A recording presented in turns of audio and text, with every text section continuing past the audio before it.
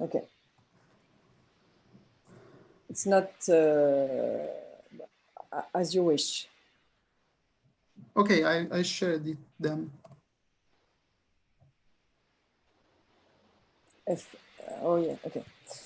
So I wanted to say a few words before you begin about our lab, which is Cognition humaine et artificielle in French. Our aim is to understand, as I wrote, human cognition and to create technologies to the benefit of everyone. So our aim is to take into account capacities, needs, and motivations of humans to develop models of human and artificial cognitions, according to the name of our lab. And the thing which is important is we want to propose a human-centric design. And the particularity of our lab is that we have computer scientists and psychologists, and together we aim to develop tools to meet societal needs. Next, if you want. So we are 3 universities or schools: University Paris 8, University from Créteil, UPEC, and École Pratique des Hautes Études in French, EPHE. We are about or more than 60 people, professors, assistant professors, research scientists, graduate students, postdoctoral fellows, etc.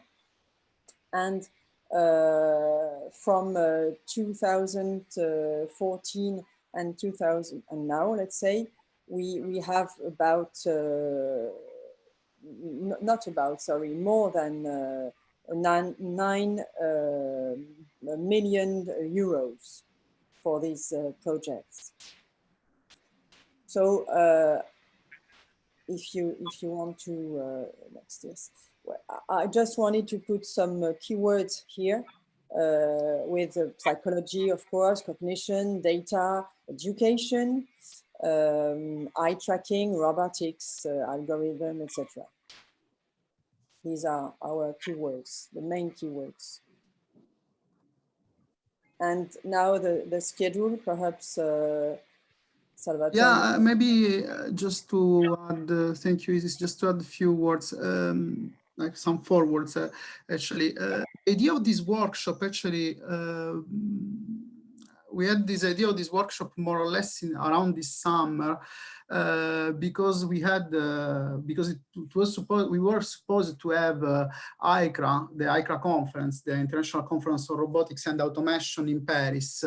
So we started to organize around maybe just after November, because with some of the people that are here, actually, we meet in November and in January in Japan.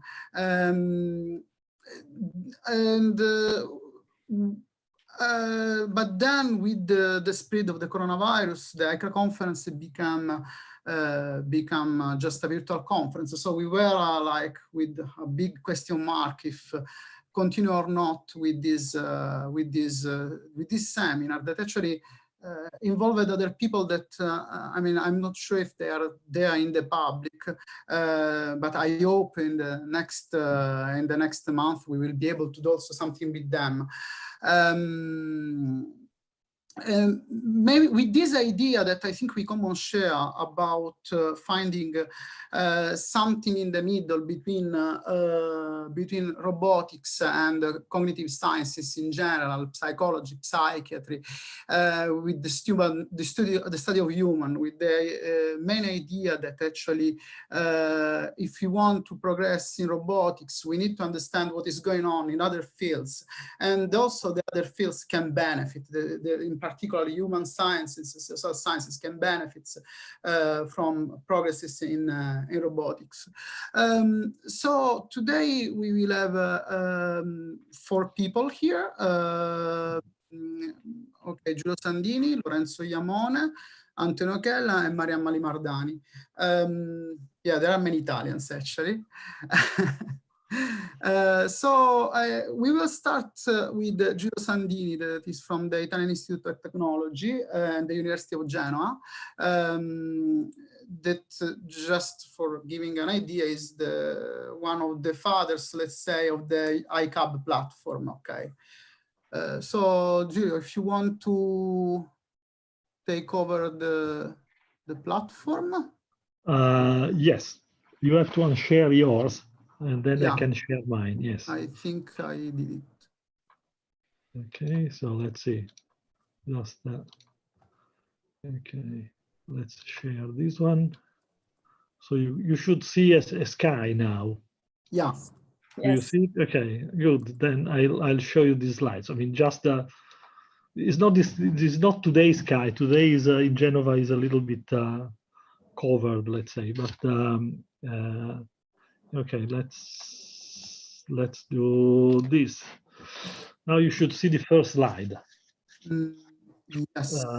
Okay, so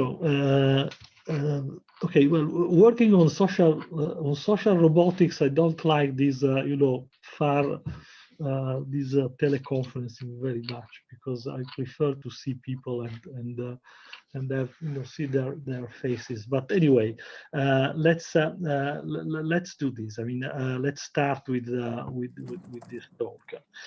So today's I wanted to talk about specifically about familiarity, but you know, I wanted also to discuss a few other research topics. You know, just to give some hints of what I think are important aspects to address now in the area of robotics and, you know, developmental robotics. And one of the main conclusion will be I will try to demonstrate that we really need a cognitive architecture now to guide what we are doing in our labs. And so I will not present any solution. But just you know, as an old guy, just to give some ideas of what I think should be important aspects to address.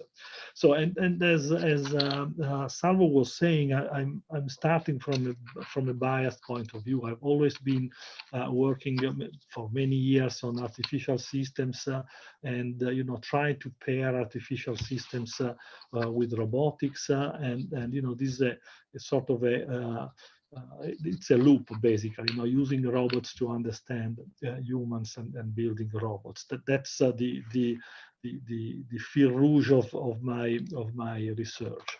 So for this talk, I will prepare a little bit of an outline. So we'll be talking a little bit about developmental robotics and what we have missed so far, familiarity with robots, and how to promote attractiveness toward the robots.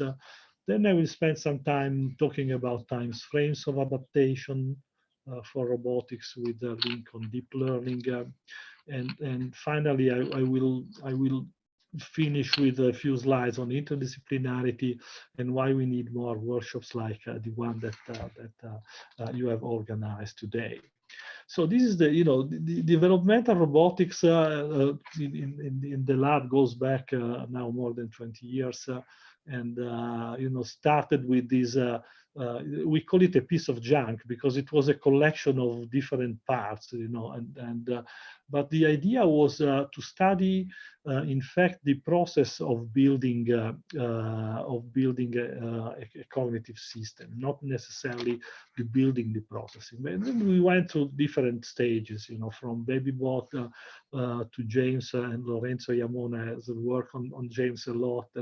And then, you know, since 2008, we had this iCab. this was the very first movement that the whole ICAB made.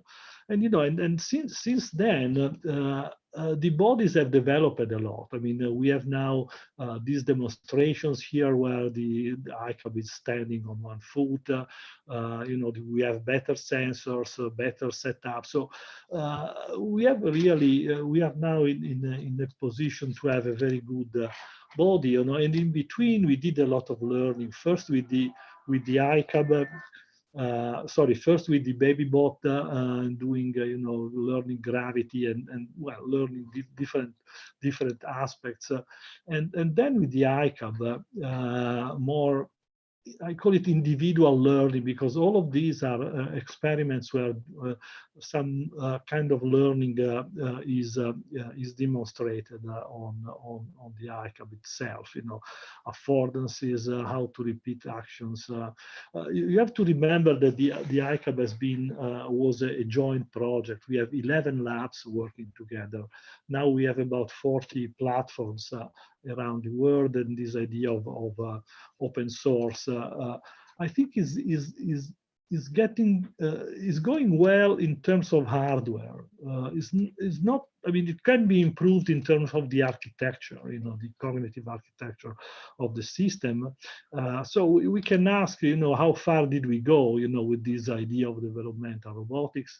We have a lot of very nice hardware, and we have a lot of individual learning. And if you read newspapers, sometimes it looks we are close to delivering some personal robots, and there is a collection here of all the robots, but and all of them, almost all of them are failed, at least in their idea of becoming personal, and there are articles being published in different journals where they basically describe and try to decide why is happening. Also this idea of cobots, this rethinking robotics has closed.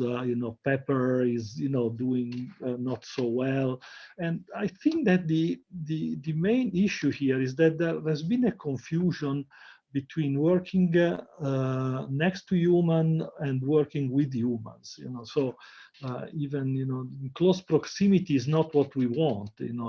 What we want is working with humans, and so I mean the main problem of robotics at this stage, I think it is the fact that there is an imbalance between what the bodies do and what the mind does. I mean, there is no understanding. We are still working with keyboards and remote control, a little bit of gestures, recently, but not very much. So this is a problem which is preventing us, I think, to go further toward personal robots. So this mismatch between acting and understanding, and most failures of these personal robots are in fact due to exaggerated expectations about robot understanding, not about robot mobility or sensing. So that's what I mean, and certainly this idea of developmental robotics, we also did our mistakes, and I'm just mentioning two. The first one is something I repeat often, but we implemented the stroboscopic view of development. If you remember the slides I've shown before with a lot of learning, all of them are individual. We have frozen development into stages, and this is probably due to the fact that people is very keen on the ideas of Piaget, but I mean there is this prevalence of stages which is not helping. We should look, I think, more to this Vygotsky idea of the zone of proximal development, where the big role of social interaction. Sociality gives the continuity to development. So it is not important what you can do today, but it is important what you can do from what you learn from what you know, what you can do in the next step, you know, and so I mean this idea of imitation learning and looking at what your peers are doing, you know. And I have this funny movie here, probably some of you have seen it already, but you know, this idea of a mind reasoning about kinematics and, you know, trying to repeat, and then, you know, doing something which, you know, well, anyway, it doesn't really match what the initial goal was. So it is the combined lack of understanding, time continuity, and social interaction that is preventing the study of the development of social relationship.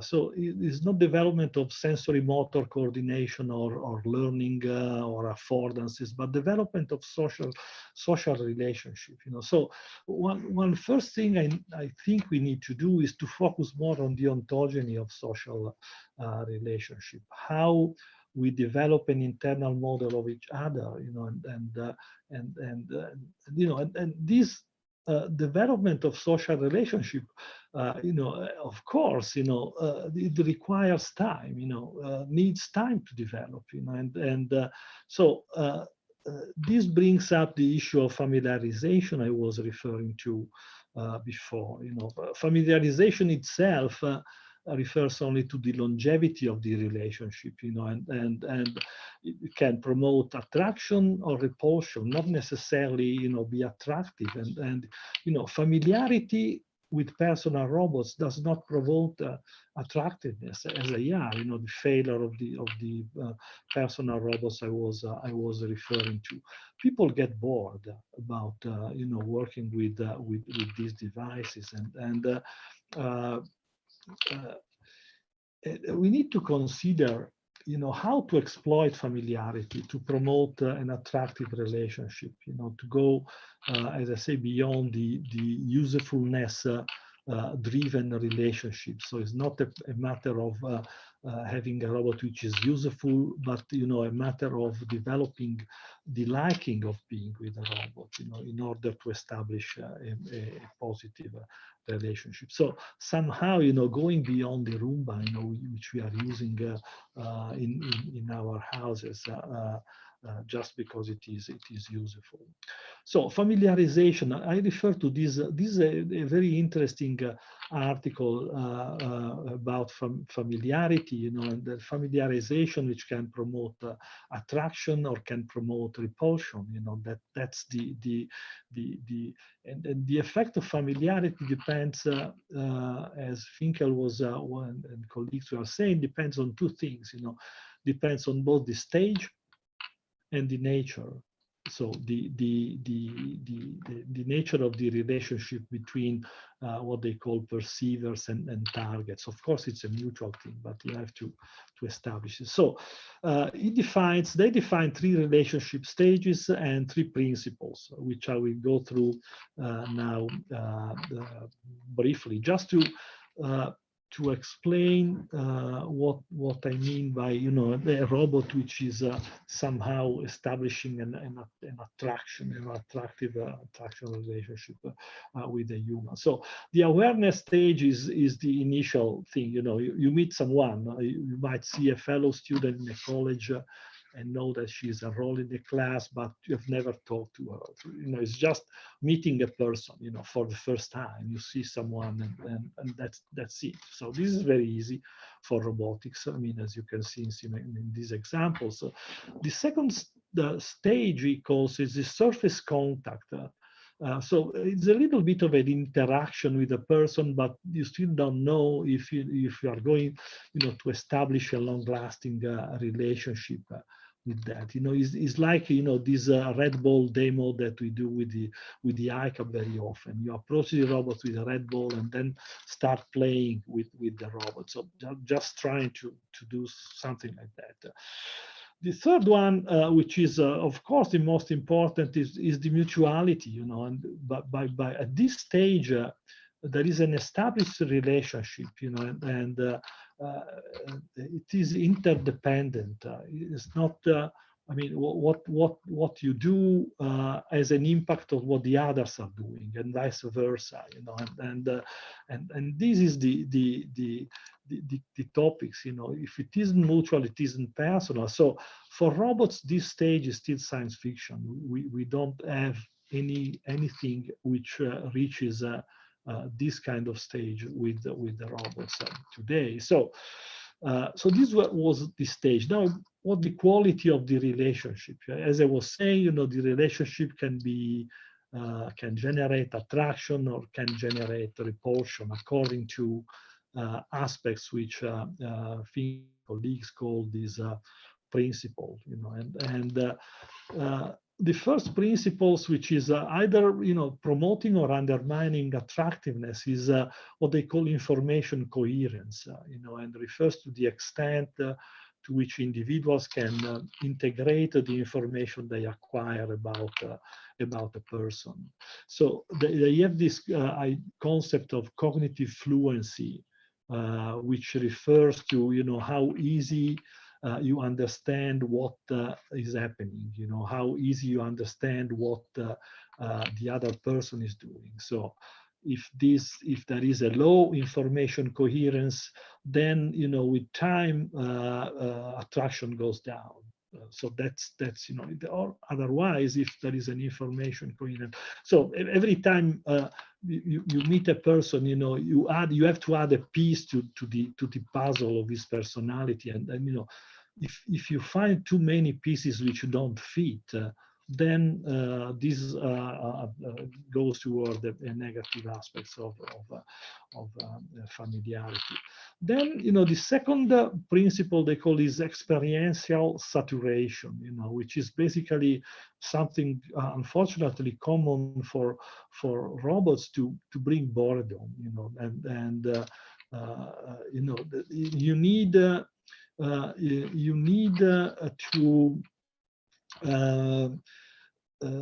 to exceed, this. You don't have to exceed the saturation threshold. They call it saturation threshold. So if nothing new happens in a relationship, then you soon lose attraction. You have to have something which is going on, and something which is changing in time, and then something new happens, so that this familiarity brings attraction, and this is the problem with the robot, the main problem with the robot, the critical principles. Saturation threshold is reached if the robots behave in a repetitive way, if it doesn't change, does not evolve with the partner. It may still be useful as Roomba, but it does not really go beyond the level of an electrical appliance. It's like a washing machine and something like that. So very rarely robots approach these things. So forget about the third principles, which is a structural interdependence, the extent to which two individuals have frequent, strong, and diverse influences on each other. And this is not only, they characterize that with two quantities, the strength, how much the relationship is influencing each other behavior, but also the diversity, how variable it is, how different, how many activities you do together. So, it's basically going from meeting a person to loving a person. That's the kind of thing. We don't want, people to love robots, but it is going in that direction. So there is this mutuality stage. So, I mean, the three principles and three stages, which abilities must a robot have to establish this attraction, from going to awareness to mutuality, reaching cognitive fluency, avoiding reaching the saturation threshold. I have put here some of them. I think the most important is that the robot must remember past interaction to build a relationship, and to interact prospectively, to know that if the person is interacting, does like or does not like something. The robot must be transparent, must be understandable, not necessarily intelligent as let's say an adult. It can be a child intelligent as a child, but it has to be transparent and understandable. And this idea of cognitive fluencies, I think it also has to display some human weaknesses. I mean, if the robot repeats exactly the same action, exactly the same time, every time, it detaches from, the fact that our behavior is a little bit more stochastic. We make errors and there is noise going on. And the robot must have a value system. This, of course, is a paramount importance, and must be able to react according to this value system, act to please or things like that. And last but not least, must understand intentions and feelings and behave anticipatorily and altruistically. So what I'm basically saying, with this list of things is that we need to address the issue at the level of the architecture. We cannot really address this by individual learning or individual abilities. We need to have a framework where to put all these aspects, And I'm citing here this article by David Vernon, Klaes van Osten, and Luciano Fadiga, which were, by the way, part of the group. I mean, David was one of the main actors in the ICAB project, and Klaes was also the developmental psychologist working with us, and Luciano Fadiga, the neuroscience. So they wrote this book at the end of the Robot Cab project, but they also wrote this update, with this desiderata for developmental cognitive architecture, and talking about the developmental process should operate autonomously.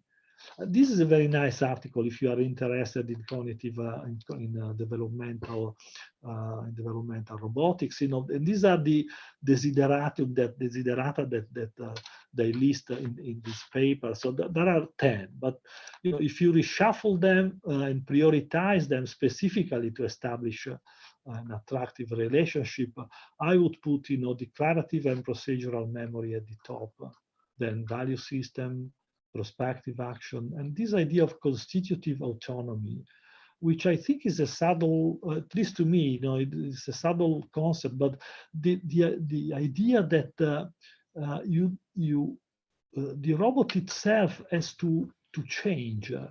It's not only to adapt to the environment outside, but it also has to evolve somehow, in order to establish this is an important part of cognition, and it is an important part of the process of building an attractive relationship. So a little bit of a recap so far. I mean, I still have 10, 15 minutes to go, but maybe 10. I'll try to go fast. But so far, we have seen that there is a mismatch between acting and understanding, that we broke these dynamics of development, and that we need to think about the ontogeny of social relationship, the fact that familiarity should attract, should produce attractiveness, and to come up to this idea that we need to address the issue at the level of the cognitive architecture. So, I mean, where do we go from here? I mean, these are just good wishes. I mean, which models do we use? Which tools? Which priorities? And of course, I mean, you see, maybe you see part of your path in front of you, and you ask yourself, if deep learning is useful. Now we know that there is a very strong agreement about cognitive scientists that deep learning is not so important. But I will try to go through a little bit of the points which I think, on one side, the fact that deep learning is not good, is not transparent. But as Giulio put it, I mean, I personally don't like opacity, so I won't spend my time on deep learning. But I know that it has a place in the makeup of intelligence. So I think this is the what we should think about. I mean, it's not certainly the solution, but and it is not the solution because it's very weak on generalization, you know, and even Joshua Benjo, I mean, it was pointing the fact that it does not generalize very well, while we would like the system to be able to exploit what has been learned before to learn something new. So this idea of transfer. So after all, I mean, if you learn how to use your hands, you more or less should know how to use all the tools that we have developed. Deep learning gives a fragmented view, you know, no causation, which is what is important, you know, causality and cause the invariant element of the world. I mean, and Judea Pearl and Joshua Benjo are the person who actually, within brackets, invented this idea of deep learning. But now, you know, both of them recognize that we need machines that are can discover causal models. So this is what is missing. So this idea of individual learning I was referring to does not work. I mean, does not scale. You know, you have to you know, if you assemble a set of intelligent solutions by learning task-specific representation, you don't produce an adaptive system. So again, we are back to the big picture, to the architecture, again from there. And one thing we should consider along this is also another important point. I think we should consider the time scales of human adaptation. You know, evolution, development, learning, all of them acts at different time scales, you know, and maybe, you know, we have to consider that some aspects of mental representations are innate, you know, and then maybe we have to revisit this relationship between what we get from evolutionary processes and what we get from learning, you know. This very relatively old article, 1999, by Stefano Nolfi and Dario Floreano, and this instead new, relatively new, you know, last year, how learning can change the course of evolution, you know.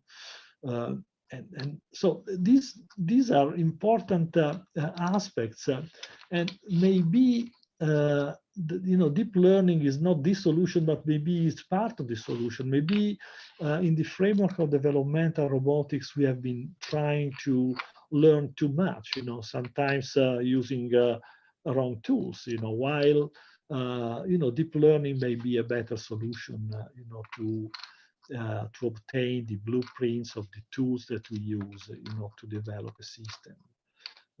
So that is what I think, you know, we need to harmonize these different time scales, you know, and decide which tools to use for each of these aspects, you know, considering the fact that embodiment is the reference, you know, all these tools needs to act on the body. Of course, human body changes in time, while a robot body does not change in time, but it is an important thing to consider. You know, it's the old debate of the role of nature versus nurture. You know, what can be inherited and what can be developed. And I have this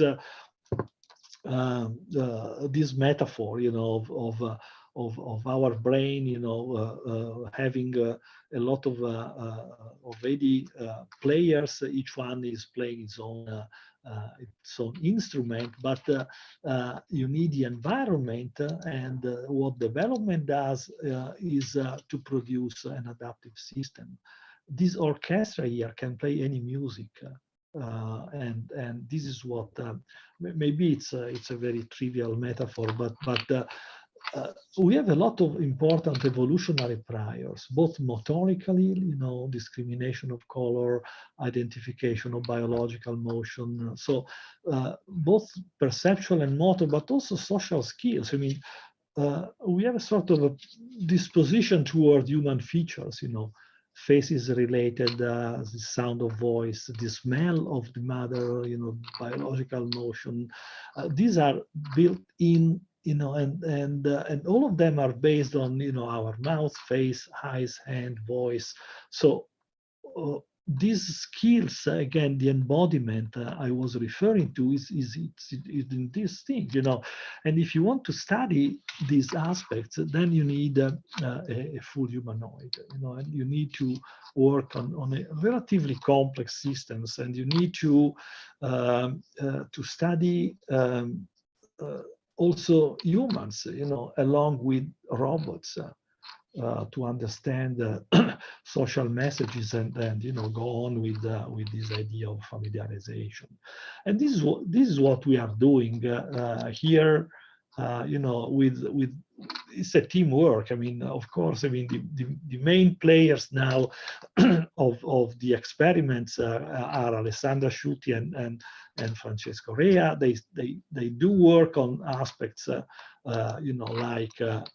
So we have. I want to point out that it's a very nice group.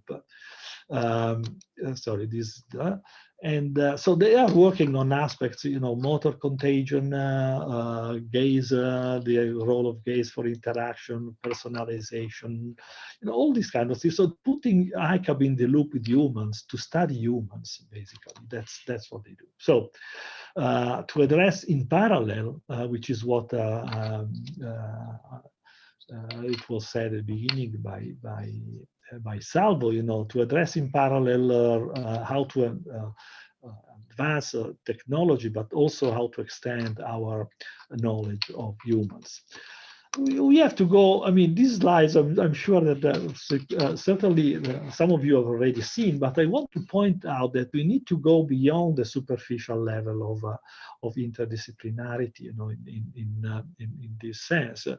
And what I mean, is that the superficial level goes like a scientist does an experiment, writes a paper, the engineer reads a paper and builds a robot. This, of course, does not work because the two communities are set apart. You need to establish a strong link. This is what I was referring to.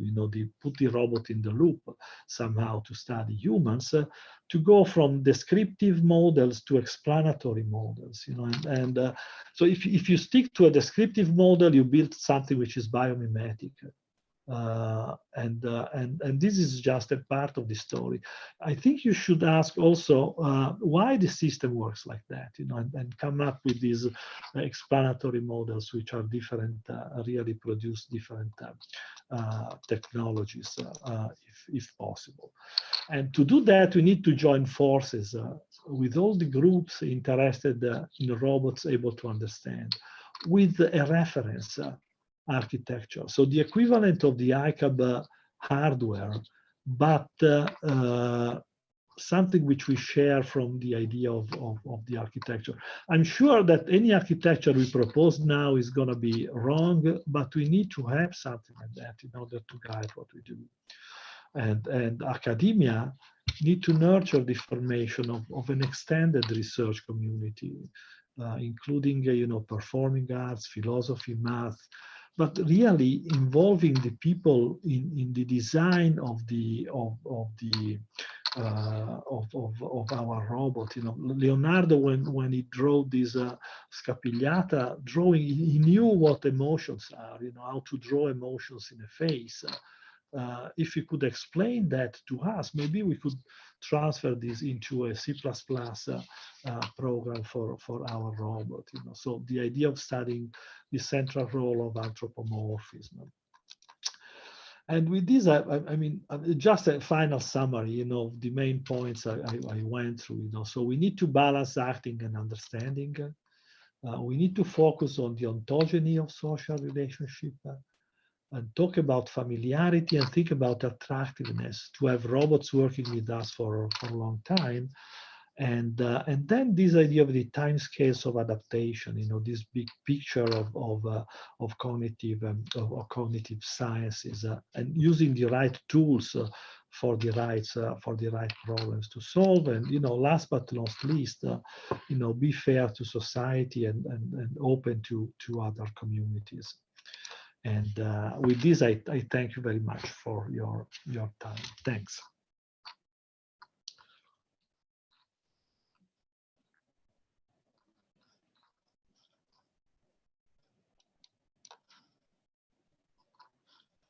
Okay, thank you, Giulio, really, for the super interesting talk, as usual.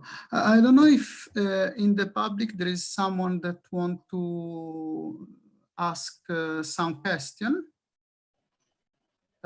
Just turn on the microphone if you want.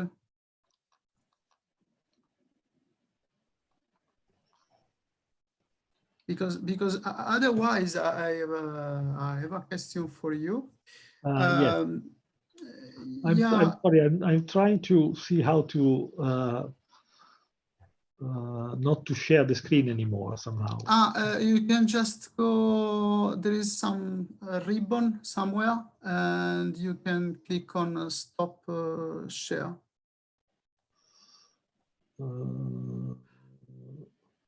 Or otherwise, maybe I can do for you. Oh, stop share. Okay, here it is. Okay, found it. Okay. Thank you. Yes, go ahead, Salvo. Yes, because in the last two. Okay, this is more linked to the beginning maybe of your presentation, because in the beginning of your presentation you said that a lot of robotics since now failed.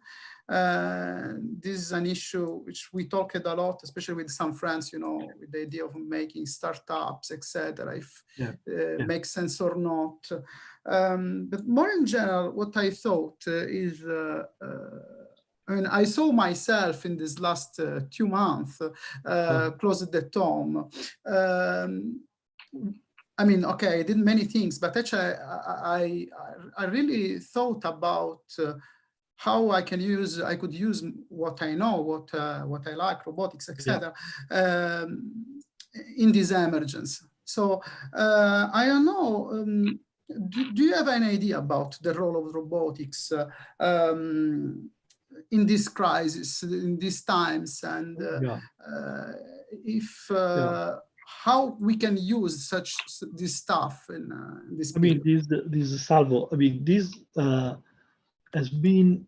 I mean, this emergency has been for the second time a demonstration that robotics cannot help with what we know now. The first time was with the Fukushima event. Basically the Japanese robotics researchers apologized with the nations because they were not able to do anything useful in that situation, in spite of the fact that they were talking about emergency robots for many years. And I think that in this emergency, we are still in the same situation. We have not been able to offer an important help to our society. I've seen things published which are, in my view, unethical. As tools, proposing them as helps for this COVID-19. So robotics is very useful in industries. It's very useful for to automate things. We have done a lot of progresses. So the field is very good, but whenever it has to interact with people, still does not have anything big to offer, I think, and this is because we need to understand what are the intentions of the others in order to be helpful. So this, I mean, sorry, just one thing. I don't want to give an impression that we cannot do anything, because there is something that, a step, a little bit at a time we can do, but we need to be more open-minded, and look also at what people working in deep learning are doing. The good old AI, the symbolic things, the knowledge representation. There is a lot of stuff there which is important. We should extend a little bit our ideas there. Thank you. Actually, I remember the period of Fukushima, and I completely agree with you. We had the same sensation, the same. It was exactly the same, actually. Yes. Yeah. But I mean, this should be for us a very strong push to continue doing things, because there are a lot of things to be done, and some of them are maybe more reachable than others, but we have to pursue something like that.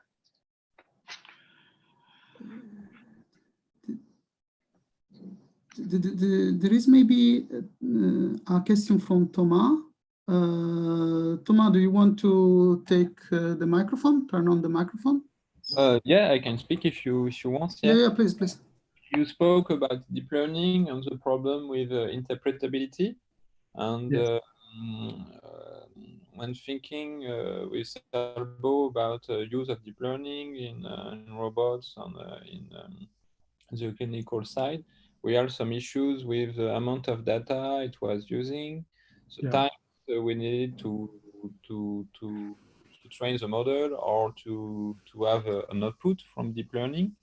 Yes. And the energy it uses, do you think it's as important as the problem of interpretability?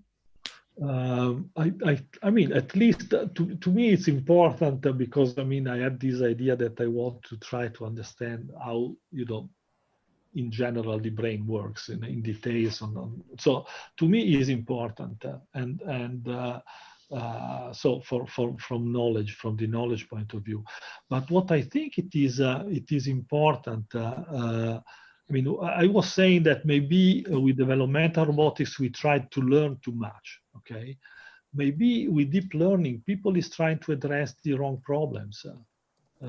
As we are trying to address the wrong problems using our, learning ways of doing things. So in some sense, I'm not, maybe that in some cases, in some situations, for some problems, you really need a huge amount of data. No? Evolution has used endless, almost endless number of iterations to arrive to what we are today. So maybe there are things there are problems you can solve only using a huge amount of data, and problems that can be solved using a small amount of data, and that is what I was referring to when I was saying you need to define the right tools for the right problem. Okay, thank you. Since we are maybe a little bit late, Ronan, if you want, you can turn on the microphone.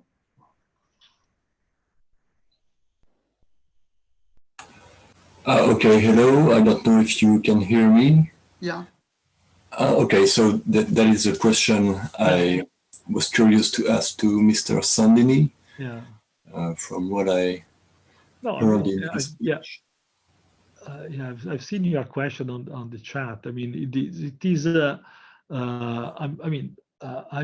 I'm perfectly happy if robots are just useful, so I'm not saying that we need to have robots, which we like, and that's not the case. My main interest is to understand humans using robots. So I would like to understand, these aspects, how we interact socially, and by doing that, I'm trying to implement in robots what I think are models of ourselves. That's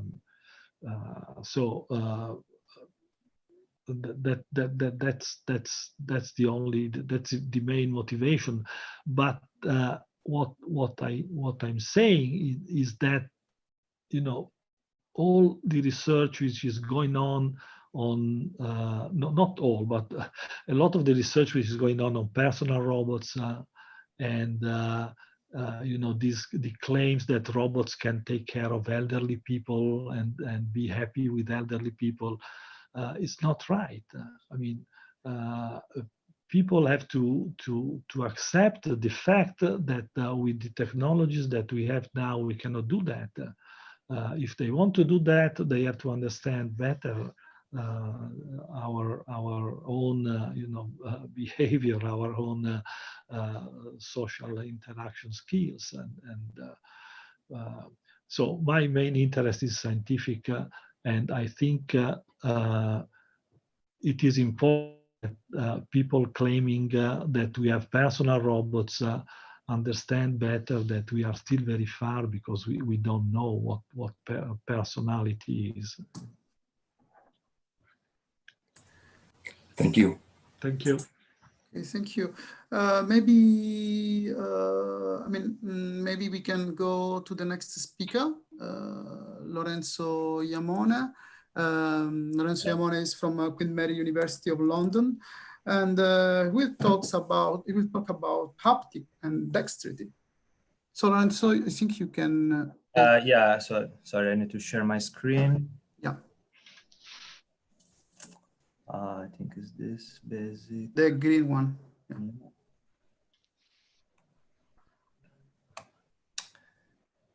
Yeah. Can you see the slides? Yeah. Yes. Okay. Can you hear me well? Yes. Yes. Thanks. Okay. So hello everyone. Thank you for the invitation, Salvo. And well, it's a pleasure to speak after Giulio. And Salvo introduced Giulio by saying he's the father of the ICAB, but he's also the scientific father of many researchers, and I put myself in that family as well, because he was my PhD, let's say, supervisor, or let's say I was working in his group. And yeah, I'm talking from London now. That's where I work at the moment. I am a lecturer in robotics at the Queen Mary University of London, although I'm originally from Genoa and Italian. And at Queen Mary, I lead a small team that is called CRISP, which is Cognitive Robotics and Intelligent Systems for the People. So it's quite aligned to the interest, I think, of the people joining this seminar, this workshop today. And yeah, just a quick introduction about Queen Mary University. I'm not sure if you know about Queen Mary. Is actually quite, I would say, important university in the UK. We are in the Russell Group, which is the group of the 25 say best universities in the UK, and ranking 100 in the world. So it's quite I would say, established and famous university. Although I didn't know about it before joining. I joined 3 years ago, and I didn't know this university existed, partly because I'm ignorant, of course, but also because robotics is a new subject there. So we established indeed a new group. And we are also famous for being the sunniest university in London, as you can see from the pictures here. And as I said, the robotics is a new initiative in Queen Mary. So Kaspar Althofer, who is the head of the group, came to Queen Mary around 4 years ago from King's College, and established ARC, the Advanced Robotics at Queen Mary, which is now a center of 8, so we are about 8 academics, like core robotics people, plus 20 associate academics from different subjects, computer science, but also psychology, medicine, etc. And we have about 5 postdocs and 35 PhD students. That's more or less the size of our group. covering large number of topics, from soft robotics, which is the main interest of Kaspar, and you can see on top this picture of a small octopus-like robot. So really soft robots made completely out of soft material. And then we do tactile sensing, vision, assistive technologies like this robotic wheelchair that you see in the bottom image. And in the same image, you see other more industrial-like robotic arms. And we do teleoperation, robotic manipulation. Plus, we have other people working on drones, even space robotics, human-robot interaction, and AI and cognition. So quite a variety of topics. And as I said, my team mainly focuses on cognitive robotics. So the general idea was already brought forward by Salvo and Giulio. It's on the one hand to create smart robots, taking inspiration from nature, I would say, from biology in the broad sense. And on the other hand, to try to understand better human intelligence. We are 10 people. Not as much gender balanced as Giulio's group, unfortunately. We have just one female member, and you may see in the picture there is a very poor Photoshop because she just recently joined us, but she truly is with us. It's not just I didn't just made it up. So the picture is Photoshop, but she's really with us. And so yeah, we have a number of robots and a few funded projects. Topics include the manipulation, tactile sensing, and others. And I will talk more, give a few details of some of the topics we are working on. But before starting that, I would like just to give a very quick introduction about myself and my background. So this is my, let's say, short bio. So I did my PhD in the IIT in the group of with Giulio and Giorgio Metta, Lorenzo Natale, and Francesco Nori. Then I moved first to Waseda in Japan, and then to Lisbon in Portugal for as a postdoc. And then I started at Queen Mary in 2016. And I will just give a couple of snapshots from my research before joining Queen Mary. So, so really, my PhD, at least a big part of it, was to understand how a robot could learn how to reach for objects. So we are talking about physical intelligence, sensory motor coordination. And the idea was not just to rely on robot learning, but also to take some specific ideas from studies on humans, on children, and try to implement those in the learning architecture of the robot to see whether those things will help. And in particular, what we did here was to encode the position of the object, not just in the visual space, so not just position of the object detected by the camera, but in the motor space of the robot. And this idea of the motor contribution to perception, I think it's very important.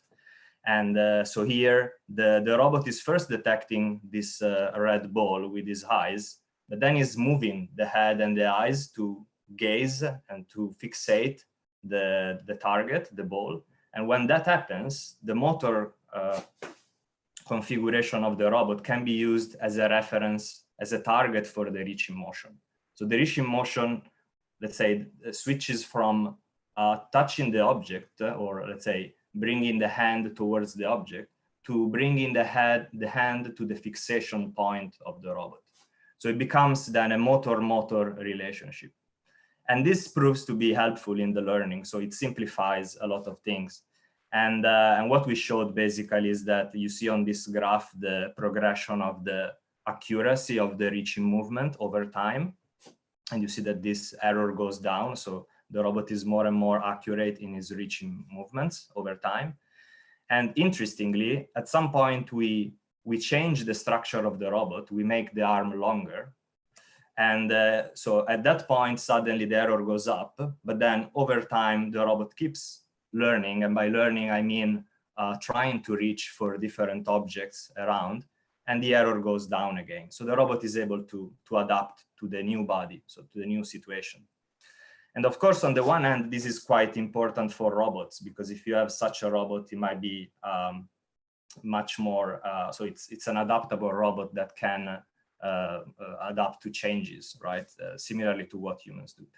But also, if we look at the human counterpart and we analyze data from children, we see that the learning trajectory of the children is quite similar to what is shown by the robot by using this specific learning architecture. So somehow we can support the findings of psychology and say, okay, we implemented that idea in the robot, and we see that the learning progression of the robot is similar. So we can support that hypothesis coming from psychology. So somehow we also use a robot to help psychology to support some of their findings.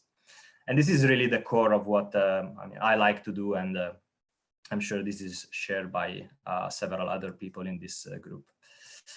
And yeah, so then I went to Japan for 2 years. I was working on extensions to this system.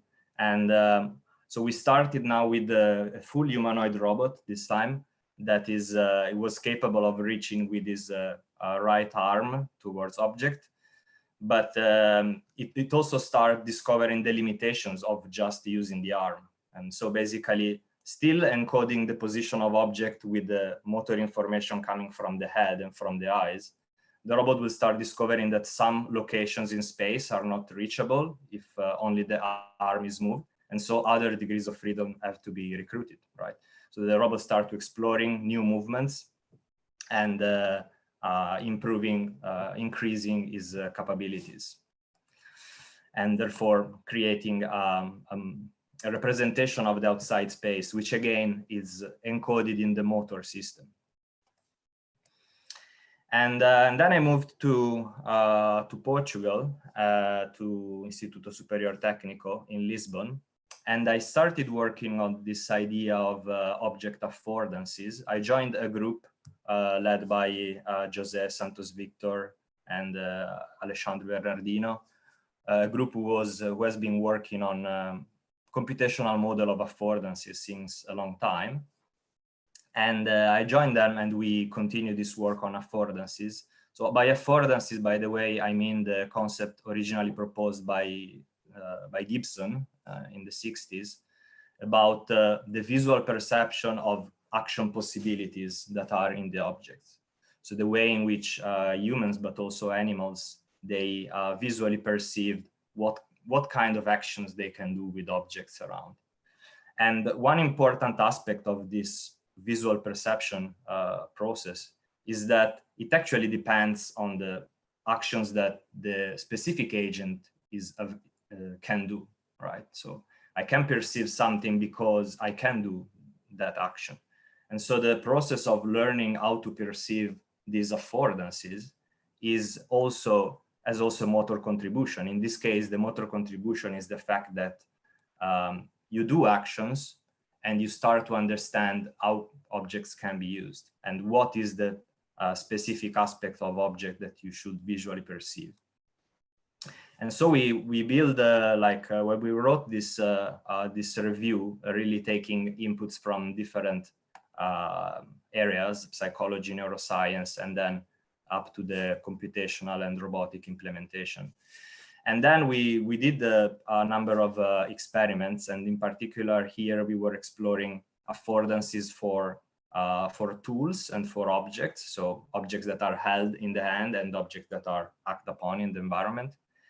And here what you see, this is the ICAB robot, the Portuguese ICAB.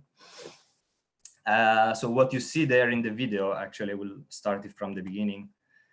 So here the robot is just playing with these objects. So different tools and different objects, moving them around, and is collecting visual information about specific features, shape features of these objects. And through learning, basically the robot understands what is the important visual aspects to understand the functionality of an object, right? So for example, it will understand that color here is not very important, but the shape is important. And specifically for these tools, the fact that the one tool has a kind of a hook shape is important for that tool to determine whether it can be used to pull an object or not. And so when we ask the robot choose which tool is best to pull an object, the robot is able to choose.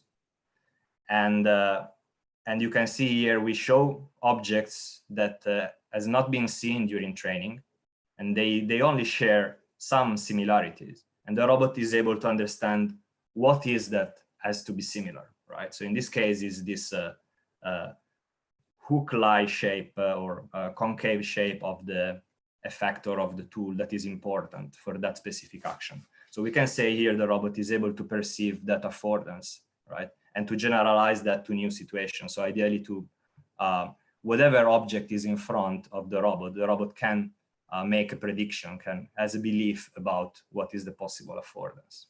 And we tested this, of course, with the many different tools. And this experiment were in the context of a larger project, a European project called Poeticon++, in which as Istituto Superior Tecnico, we were involved together with other European partners, including IIT and Plymouth University, also Maryland from the US, and CSRI in Greece, who was the coordinator. And here the task was to create a cognitive architecture for human-robot collaboration, in which the scenario is that there is a human asking something verbally, please iCab, can you make a sandwich? And then the iCab is in front of all these objects and has to figure out what does it mean and how to do it, which is of course very challenging.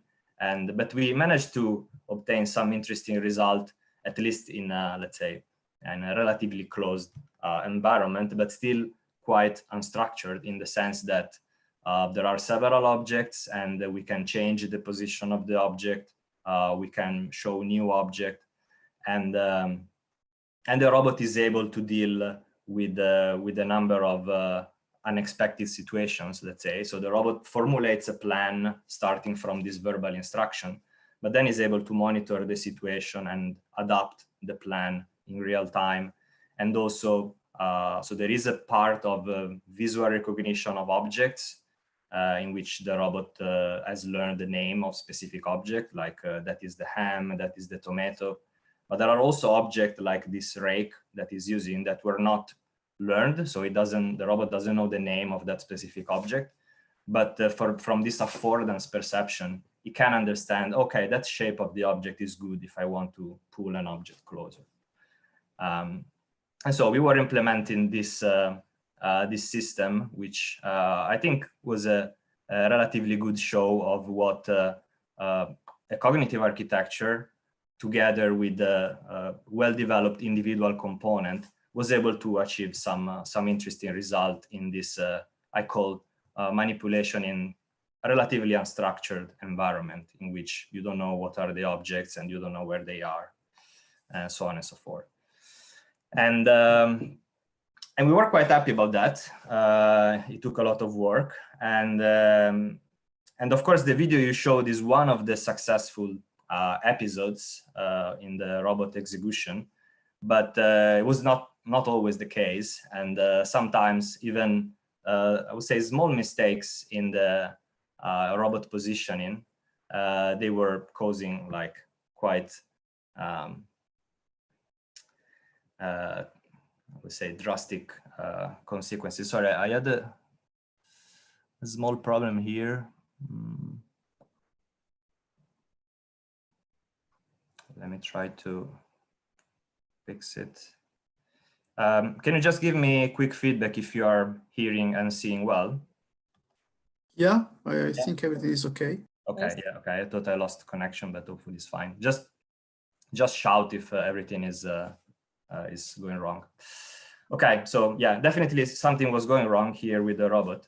And I think here the problem was that we did have a quite good architecture in which the robot was putting together different capabilities and be able to adapt to different situations.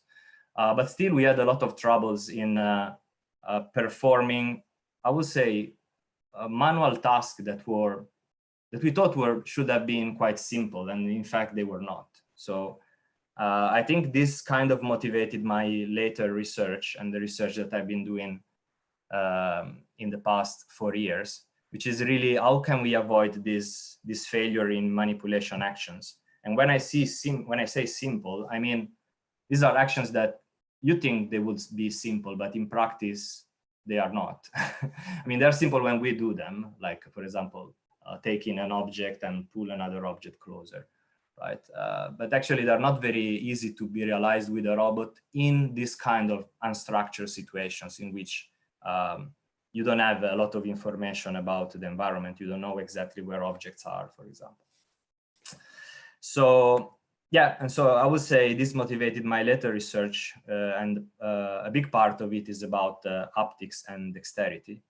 And yeah, just to kind of connect briefly to the previous talk from Giulio, Giulio mentioned a quote about, well, if we are able to understand how to use our hands, then we can use all the tools, right? We can do a lot of different things. And the problem is that at the moment, robotic grasping and manipulation is still far from getting to the actual understanding on how to grasp and manipulate whatever unknown objects you have in front of you. Right? So we are still quite far from that. So I think there is a lot of room for research there. And also when, yeah, so also Giulio mentioned this fact that in socially interactive robots, at some point there is this point in which the human user will lose attraction to the robot because the robot doesn't do anything new, right? Which in many of the social robots, it comes rather quickly. And I mean, I might be harsh there, but I think one of the reasons is that, well, they cannot do much. So, and I think, again, be able to use your hands in a completely unstructured situation, it will be a big step forward towards doing actually a lot of things that we do every day, right? So all these things motivated my research at the moment. And again, I will give some snapshots of the things I'm doing recently, which are mainly about 4 funded projects. One is about tactile sensing. One is about learning manipulations from human demonstration. And then one is about manipulation in really challenging environments, like nuclear, for example. And then another one is about learning co-manipulation. So how to manipulate an object together, like one person together with another person or one person together with a robot. So about the tactile sensors, this has been work since a few years in collaboration mainly in collaboration with Waseda University, but also with the IST, Instituto Superior Técnico in Portugal. And the main idea that we use here for developing these tactile/force sensors is magnetic. So we embed very small magnets, or anyway, a very small magnetic source into a soft material. And then we put a magnetic sensor below. So then when the soft material is deformed, the magnetic field generated by the magnet changes. This changes is detected by the magnetic sensor. And therefore we can, by measuring the magnetic field, we can actually have information about how the soft material was deformed.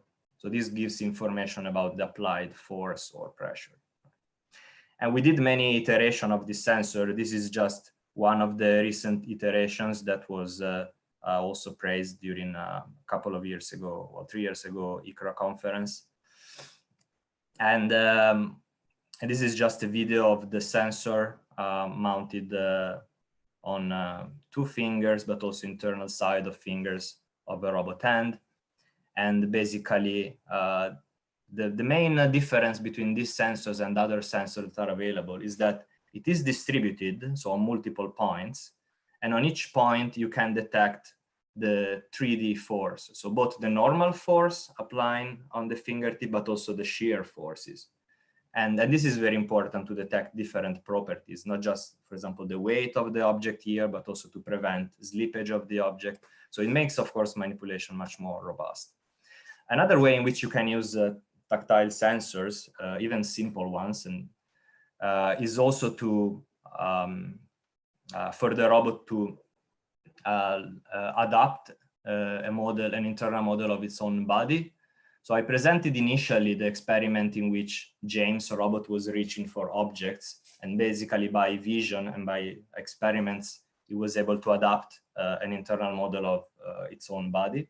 And similar thing can be done through touch. Basically in these experiments, just in simulation here, the iCub is touching different surfaces, and these surfaces have a known orientation. And by touching these surfaces blindly, without looking, the robot is able to adapt a model of his body, so to maintain calibrated a model of his own body. So basically it's learning or adapting the information about its own body based on external stimulation by the environment. And this might replicate something that maybe also happens in children, because the children, they are exposed to surfaces that they are familiar or known, like when they crawl, they have always the flat surface, and then they will have maybe a wall on the side, or in the crib, they may have familiar surfaces around. And it might be that they also use this kind of contacts with known surfaces to update a model of their body. Of course, in that period of time, their body is growing, so it's changing rapidly. Another thing you can do, of course, with this, especially this kind of tactile sensors that can detect the shear forces, is to detect slip very early on. So if you look at the video now, visually, you might not even tell that the object is slipping. But if you look at the image below, in which the forces are recorded from the sensor, you can see these forces are changing. And so this can give a very early indication that an object is slipping. And you can see this from the sensor, but clearly you will understand also from your daily experience that tactile sensing is very important to detect slippage. It's important for that, but also for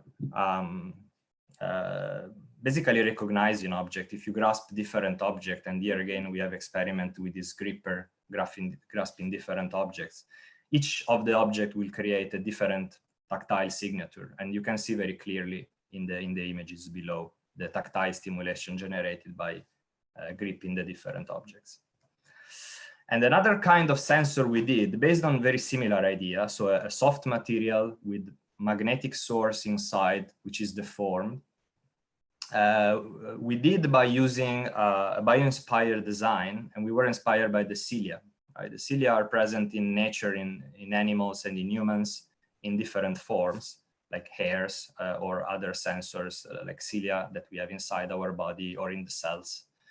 And they're typically good because the physical structure of a cilia, so a very small pillar, it enhances, it increases the mechanical deformation, basically. So by creating this structure, we were able to create a sensor that could detect very, very small forces. And these are tiny. And you can see a small video here of the first prototype. So you see my finger that looks like a giant finger now coming from above and touching these small pillars, and you see below the signal detecting these forces. And this video shows, I will skip a bit, but this is the basic functioning of how this works. So the cilia will, when they bend, they create a signal that can be interpreted as the applied force. And because they are so sensitive, they can be used also to scan surfaces and detect even very small bumps. So they can be used as a topography scanner. And we did some experiment. This work is going to be presented virtually at ICRA next week. So we were basically scanning. So now you see this big black thing, but the sensor is just a tiny pillar on top. You can barely see it.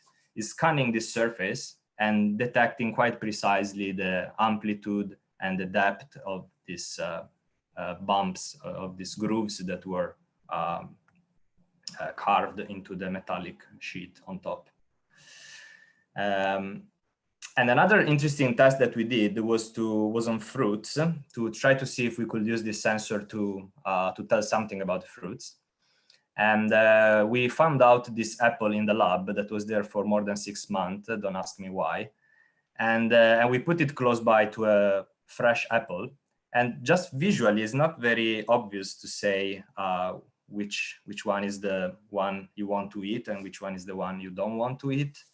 But what we did was basically to scan these apples, and we tried it also with other fruits, to scan this apple with the sensor.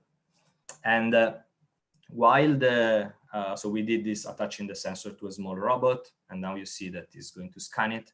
And when the sensor scans the fruit, basically the textural pattern of the fruit are recorded in terms of small vibrations of this cilia sensor. You will see that happening. And basically, each kind of apple or any other texture will have a specific patterns of vibration. So then if you apply simple classification signal processing techniques, it turns out this is very effective in detecting good apples from bad apples or other fruits.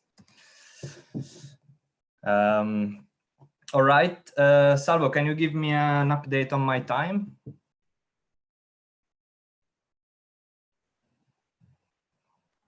Yeah, sure.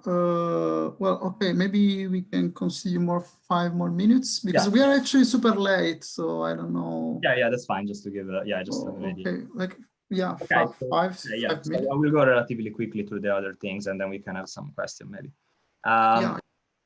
So first part was about tactile sensing. Now about other project is about learning manipulation skills from human demonstration. This is a project we have in collaboration with a few companies, with Google DeepMind, Ocado, which is an online-only supermarket here in the UK, and Shadow, which is a manufacturer of robotic hands. And so the use case specifically, we think about manipulating fruits, or in general delicate items, in which of course this tactile perception is quite important. But it's not just a tactile perception. We want to look here about, we want to look at human strategies for manipulation, because coordination of all the fingers is something very complex. And of course, some aspects of it is just physics. It's just balancing forces, right? So basically you have to balance the forces applied to the object from the different fingers, and you can make calculations about that. And that, I mean, that works fine for many things. But then there are also strategies that we use to decide where to put the fingers and how to move them, right? So what we want to achieve eventually with this project is to discover more about these strategies that we use in specific situations. And the way technically we do it, we want to do it, is through teleoperation. So the human has some visual feedback about what the robot is seeing, and some tactile feedback on the hands about what the robot is touching. And then by moving the hand, the human can control directly the robot. And so the idea is to, in this way, to teleoperate the robot and teach some motions, and then the robot trying to extract the basic features there and then perform this kind of manipulation in other situations. So learning and then generalize into possibly different situations, because I think if we really get to the core of what, really understanding what are the tricks and the smart things that humans do, then robot could generalize those in many different situations, right? We now needed to relearn a lot. So that would be the idea.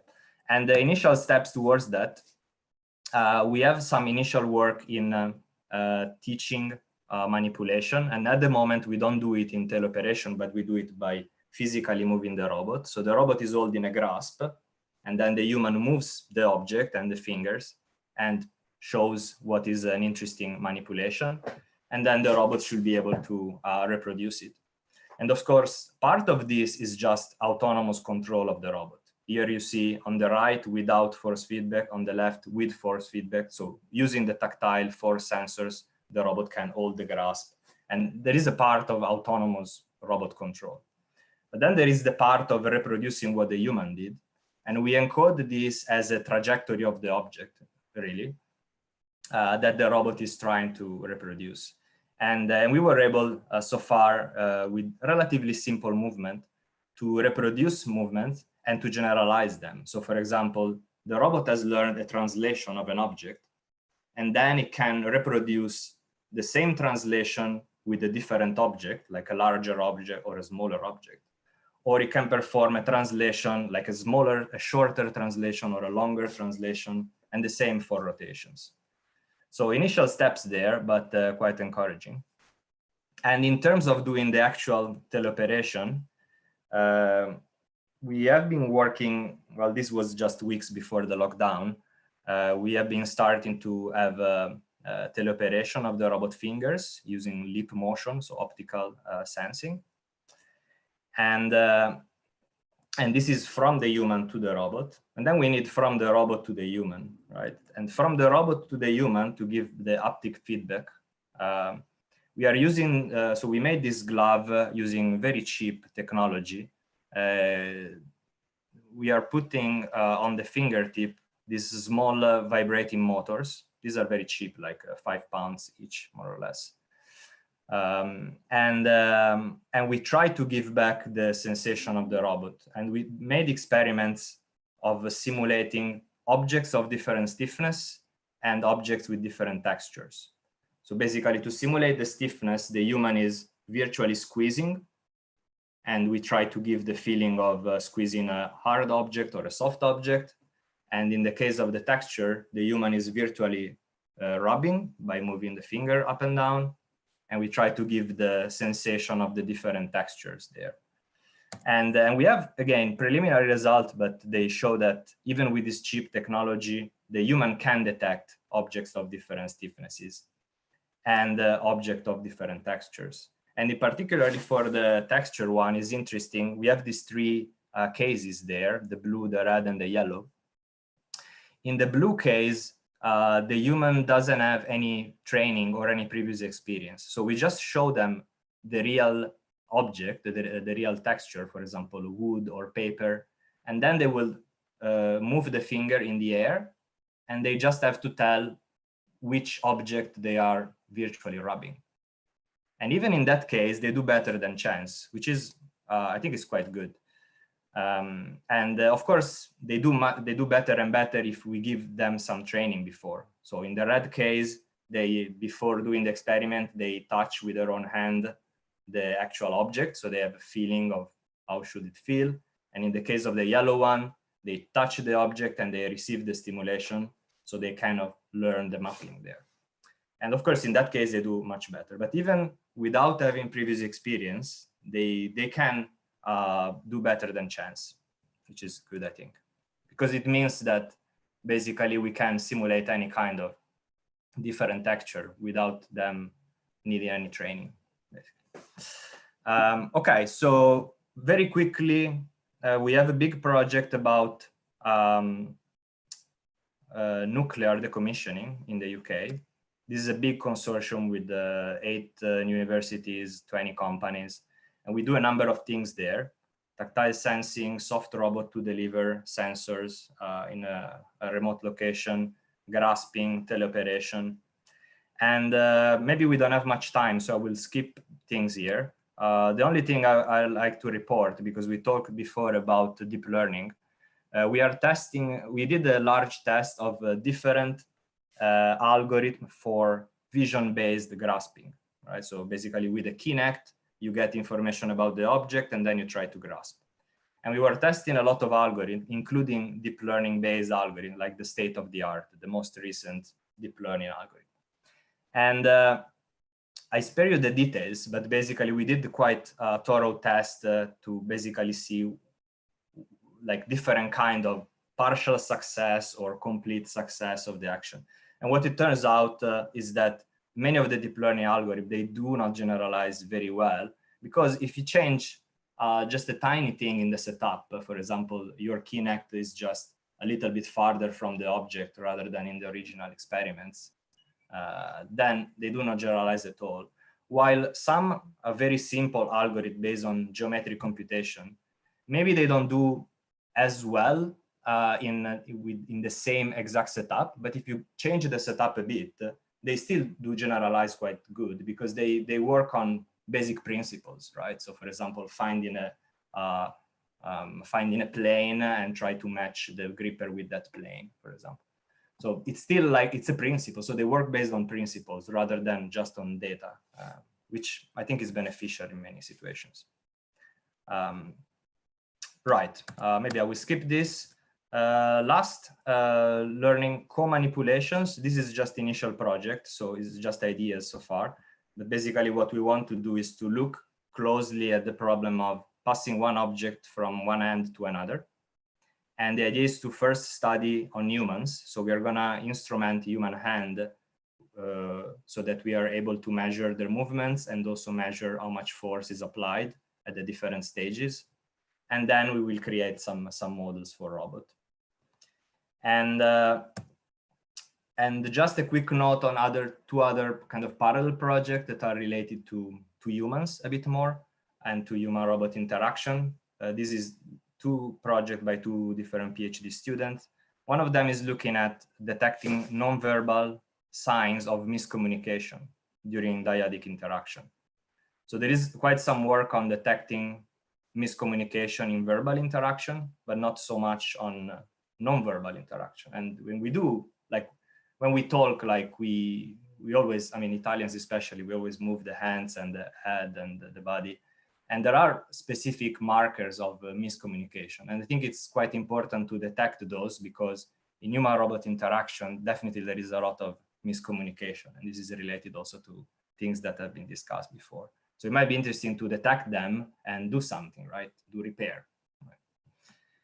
And the other project is about motor contribution to rhythm perception, including during joint action.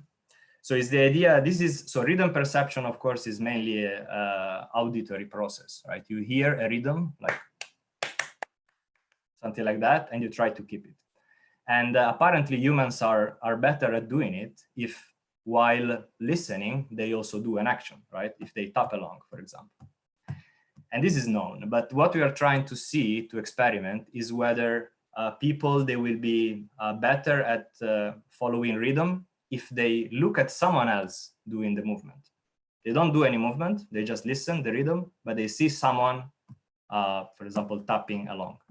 And we want to explore whether that is also improving the perception.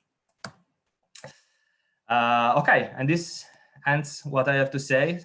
Yeah, so sorry, maybe a bit over time, but hopefully it was interesting and happy to receive any question and discuss. Yeah, I think it was actually super interesting. I don't know if there are some questions now from the audience, maybe. Sorry for the noise. I have works and in the apartment here. Because eventually, just maybe, it's not really a question, it's something that I had in my mind for a lot of time about the role of the error. I was thinking about, okay, not about the destructive failures that you showed us, no. But I don't know, what do you think about the role of the error? Because we always, as engineers, we are obsessed to reduce error, to minimize error, to achieve better performances. But actually humans do error. We do error, and I feel that like small errors are essential to continue the exploration, to extend the knowledge we have. Maybe in particular with the touch sensors, this is something that is really important. I don't know if you want to. Yeah, I mean, one thing that we had in this, within this cognitive architecture in the Poeticon ++ project, the video I showed of the ICAP making the sandwich, it was really, I mean, we assumed that there are errors. So we were assuming that the robot will do errors. And we were trying to work a bit on the awareness. So the fact that the robot will realize like, oh, okay, this was not as it was supposed to be. So then again, I do an error, so I try to repair. I will not just blindly follow with my plan, but I will try to repair. And repair might be do the same action again. If I do it a couple of times, then I realize it's probably not a good idea. Maybe I try to change, or I ask back to the human and I like raise my hand and ask for help. So we were implementing that in a few ways. And as I said in the maybe last slide, recently I'm also interested in this work on miscommunication and repair, which is connected to what you say. Like when we do things together, yeah, we do mistakes and then we try to fix them, right? We do it on the fly. So of course, in human-human interaction, that's much more fluid than it's typically now in human-robot interaction. So the fluency is very important there because you will like this process to be relatively quick, right? I do something, it's wrong, you tell me, no, like this, okay, yeah. So yeah, I think that's also very interesting, but yeah, related to what you say, it's also an opportunity for learning. Yes, I agree. And again, I think the robot awareness there is important. So realizing that you're doing something wrong. So do something about it. Okay, thank you. I don't know if there are other questions around. Just a short question. Yeah. Salvo.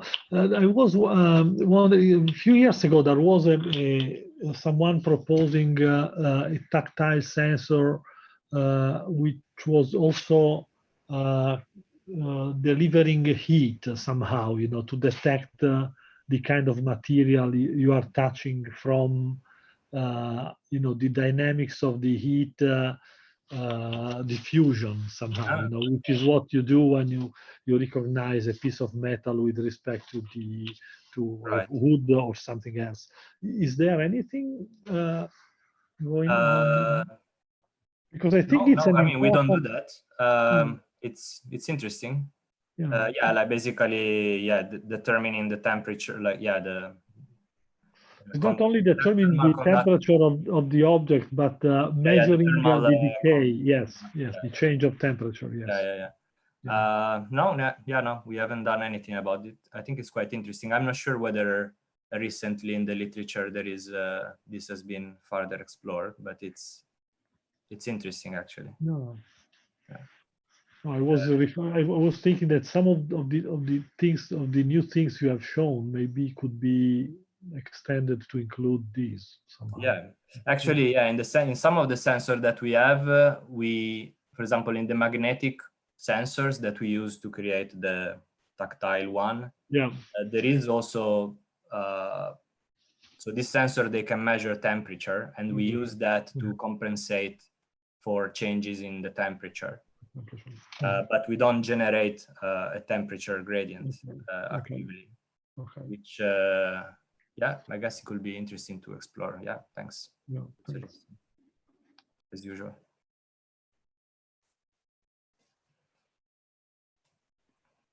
Okay, so thank you. Again, I think maybe we can pass to the next speaker, Antonio Chella. I'm actually very, very happy to welcome him here today. He was my ex-director, my director of my PhD thesis in thesis in France. My PhD in Italy. So I don't know, Antonio, if you want to take over the screen. Yeah. Yes, if possible, I would like to try, if there is a possibility, to have a presentation with the body. I don't know if it works. Maybe you should. Yeah, it's great. So we are all robotics people. We know the importance of the body. And so I would like to try this. I use it in my class. I use this trick in my class. So I arranged some part of my house like a part of the part of my a small class. So let's see what happens anyway. So I think that you should put my the figure of mine at the center of your screen if possible. So Anyway, let's see what happens. Do you see the slide? Yes, they're actually flipped. Like Sorry? mirrored. They are mirrored. Okay. Can you mirror it? yes, yes, you. Okay. Thank you. Better. Now there's okay. Thank you. Okay, let's see what happens. Anyway, today, thank you, Salvo. Thank you to inviting me in this interesting workshop. So today I will talk about some progress in what is called now conscious AI system, or machine consciousness, or robot consciousness. So this is a field that today is receiving some importance, some great importance. And but first of all, I would like to say a few words about my laboratory.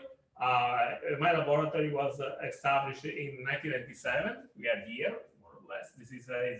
Those are our buildings, and those are some robots of mine and some of my collaborators. You can see the paper, you can see the Telenoid, and the people working with me. Some of them are also today in the Zoom audience. And there are also some previous people working in my laboratory, as Salvo mentioned. You may recognize a very young Anzalone and other people working with me. This was at that time a famous soccer person in Palermo. Anyway, so let's start with a kind of disclaimer. This is a disclaimer made up by Alan Turing in this famous paper on the imitation game. I don't know how many of you really read the imitation game paper. So many people cite this paper, but I suspect that only a few people really read this paper. And I report this disclaimer. I don't wish to give the impression that I think there is no mystery about consciousness. So even Alan Turing discussed about consciousness at that time in 1950. There is, for instance, something of a paradox connected with any attempt to localize it, of course, but I do not think these mysteries necessarily need to be solved before there is something, okay, before we can answer the question with which we are concerned at this paper. So in some sense, there are many problems related with consciousness, but we cannot wait for to solve any problem before going further. So we can go on, and we know that there are many problems, but we need to go on. Okay, so what is the discipline of conscious AI system? In some sense, there are two goals. The main goal is to imitate some aspect of biological consciousness. So we want to imitate aspects of biological consciousness, so take inspiration to biological consciousness, unify many approaches from AI and robotics, cognitive robotics, epigenetic robotics, affective system, and so on, in order to build a better robot.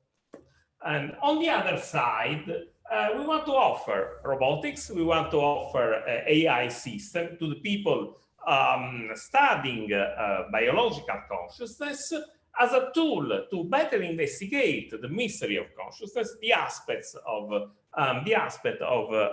biological consciousness. So in some sense, it is a twofold goal.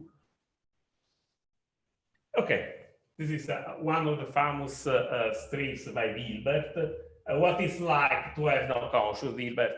This is a character in Dilbert strip. What is like to have no consciousness?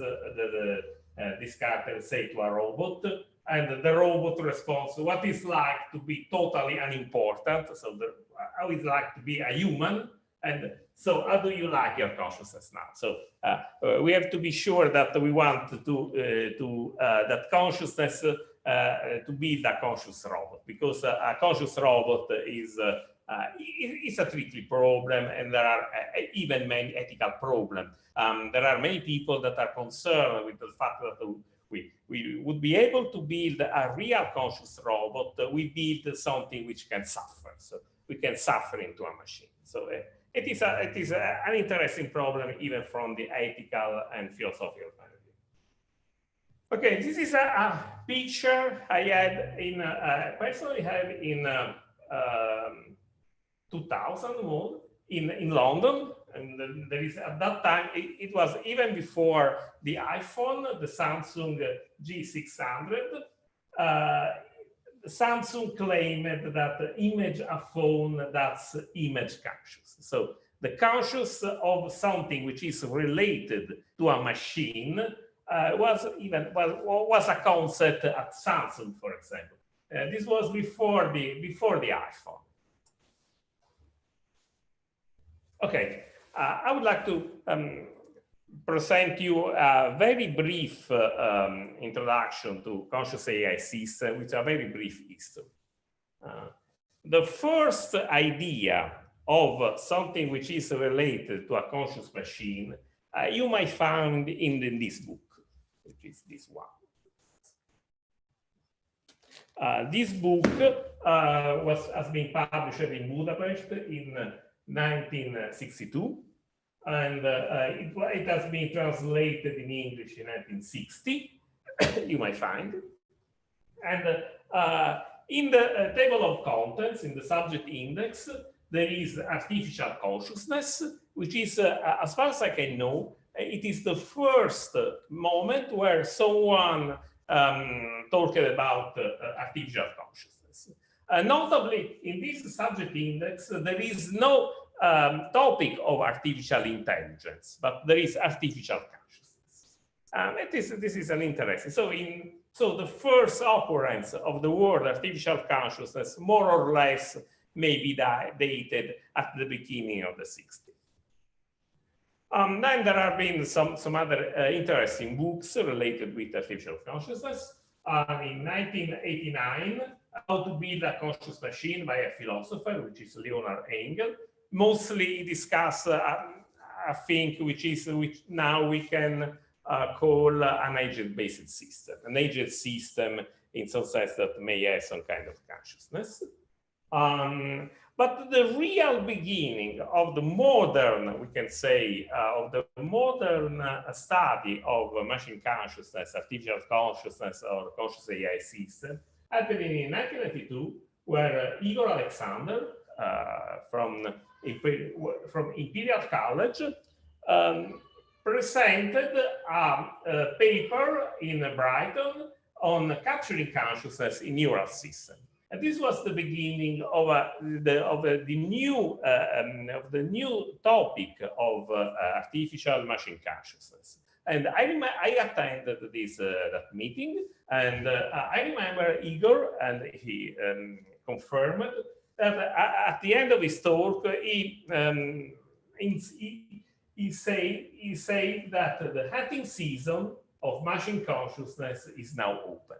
So at the end of the talk, we were in some sense really interested into this new idea of building machines that could have some kind of consciousness. So the hunting season of machine consciousness.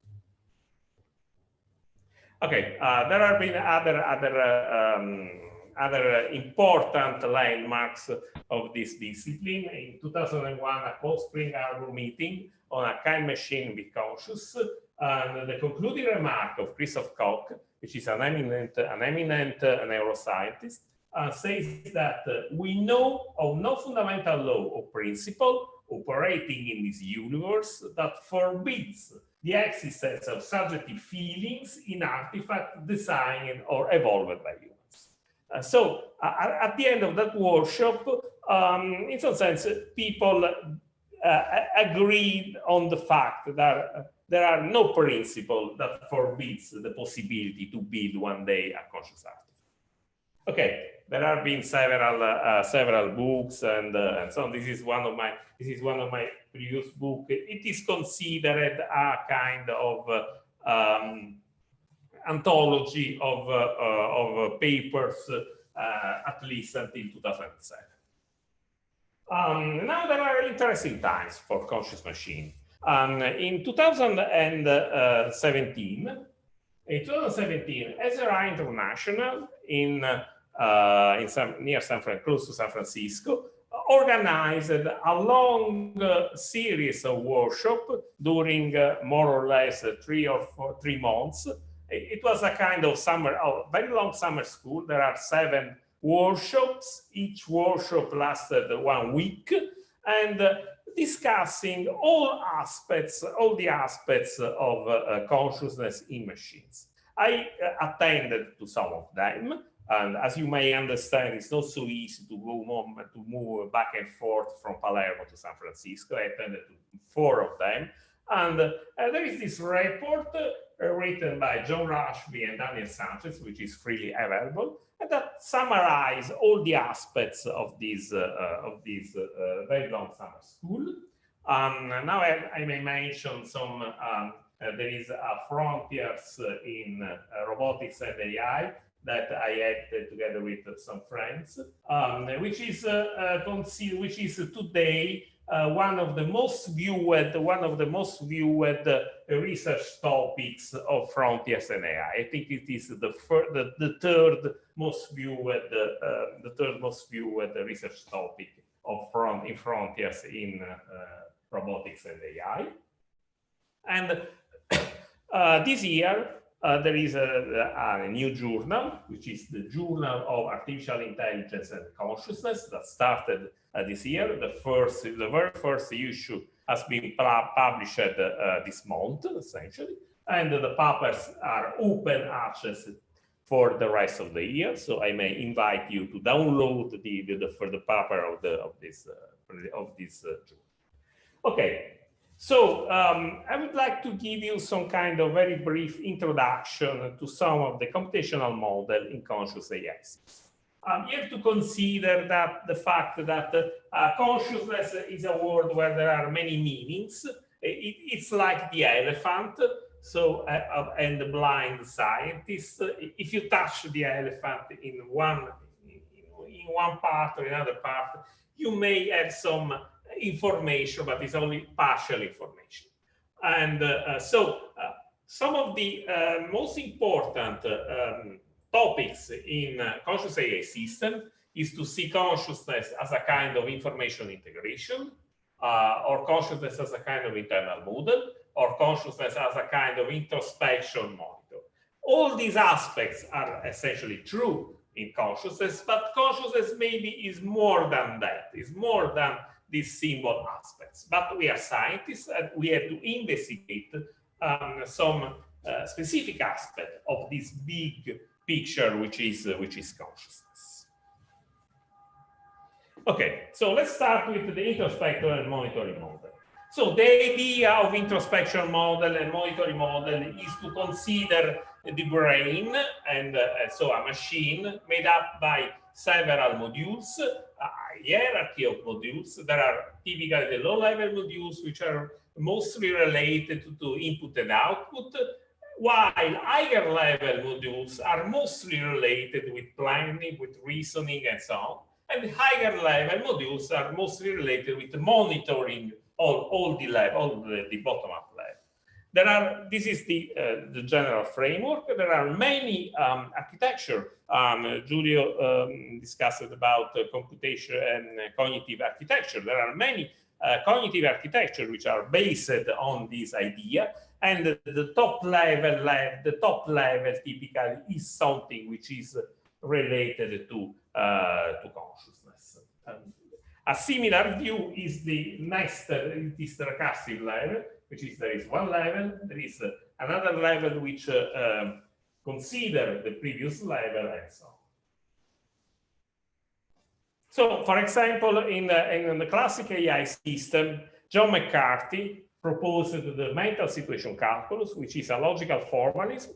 It's a logical formalism to understand how the state of mind of a robot might change. So the normal situation calculus, the normal logic, consider how the external world might change, while the mental situation calculus proposed by John McCarthy mostly consider instead how the state of mind, the state of the brain might change. So how to, so the mental situation calculus is a way to describe the behavior, the dynamics of the brain.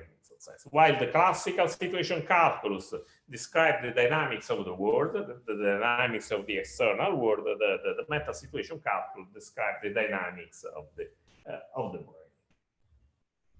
Another famous example is the layer of reflection proposed by Marvin Minsky in several papers and his famous book, The Emotion Machine. He proposed a typical hierarchy of many layers: the instinctive reaction, the learned reaction, the deliberative thinking, reflexive thinking, and at the top level there is the self-conscious, the self-reflexive and self-conscious. So the idea to consider many layers, where the low-level layers are mostly related to reaction, the middle layer are mostly related to deliberation, and the top layer are mostly related to self-consciousness, is a typical idea that today it is spread in cognitive architecture. Okay, one of the most important, most followed, most cited theory today is the information integration theory. The main idea of IIT, the information integration theory, initially proposed by Giulio Tononi from the University of Wisconsin, he's a neuroscientist at the University of Wisconsin, is that when we have some kind of conscious experience, the conscious experience in some sense is differentiated. So we are able to perceive the shape of the object, we are able to perceive the color, we are able to perceive the details of the surrounding environment, but at the same time, we are also able to integrate all these information. So the idea of information integration theory is that consciousness should be an integrated entity, but at the same time, it should be able to differentiate among a repertoire of possible states. From the mathematical point of view, we can consider a system. This system could be considered into subparts. If the subparts are, in some sense, not well integrated, like this case, when you perturb the subsystem A, nothing happens to the subsystem B. So the two subparts are not integrated, and it is not possible to integrate these two systems. There is a kind of mathematical measure which is the effective information. There is some mathematical definition of effective information, which describe the measurement of the integration between A and B. On the other side, if you consider a strongly integrated system like this one, when you perturb A, something happens to B. There is a different response to B. That means that the two parts are strongly integrated. Going further into this discussion, Giulio Tononi proposed a kind of measure, which is the phi. The phi is the value of the of the maximum value of effective integration for a system. So you can cut in different way a system, but you have to consider the subset of the system which is mostly able to integrate information. And this measurement has had some success in some biological experiments. So according to this theory, Giulio Tononi and Massimini and other people were able to investigate the brain cortex and to find the place of the brain when there is a kind of maximum integration. And this is an important theory even for robotics, because some people like Igor Alexander and other people try to build some artifacts that are able to integrate information according to the autonomy theory, or are able, in this important paper by Edlund and other people, the artifact is able to evolve in order to integrate information. And this paper by Edlund and other people present a kind of evolution system in animats, some animats evolution system, which the animats, so the boats, were able to evolve themselves with some kind of genetic algorithm in order to increase their fit. So to increase the fit is the capability of the animats of the boat to integrate information. So so consciousness, according to this theory, might be a feature of evolution. Okay, another important theory is the global workspace theory. The global workspace theory has been proposed by Bernie Bars, and it has some counterpart in AI. So according to Bars, our brain can be, in some sense, considered as a collection of unconscious processors. And these processors work in parallel and they compete. So there is some kind of competition among these processors. They compete in order to access the global workspace. So the global workspace is a kind of memory that which broadcasts the content of the workspace to all the processors. So there is a kind of competition, and the unconscious processor. So there is a kind of competition, and the unconscious processor, which is able to gain access to the global workspace, is able to recruit other processors. So in some sense, these may explain many aspects of consciousness related, for example, to focus of attention. So we were able, for example, to focus on one part of our view, and our brain is able to recruit many other processors to process this part, the winning part of the field of view, for example, or other phenomena which are related to the fact that, for example, there is some word that not immediately comes to our mind, but there are some work at the low level, at the unconscious level, at some point, the word pop up in our brain.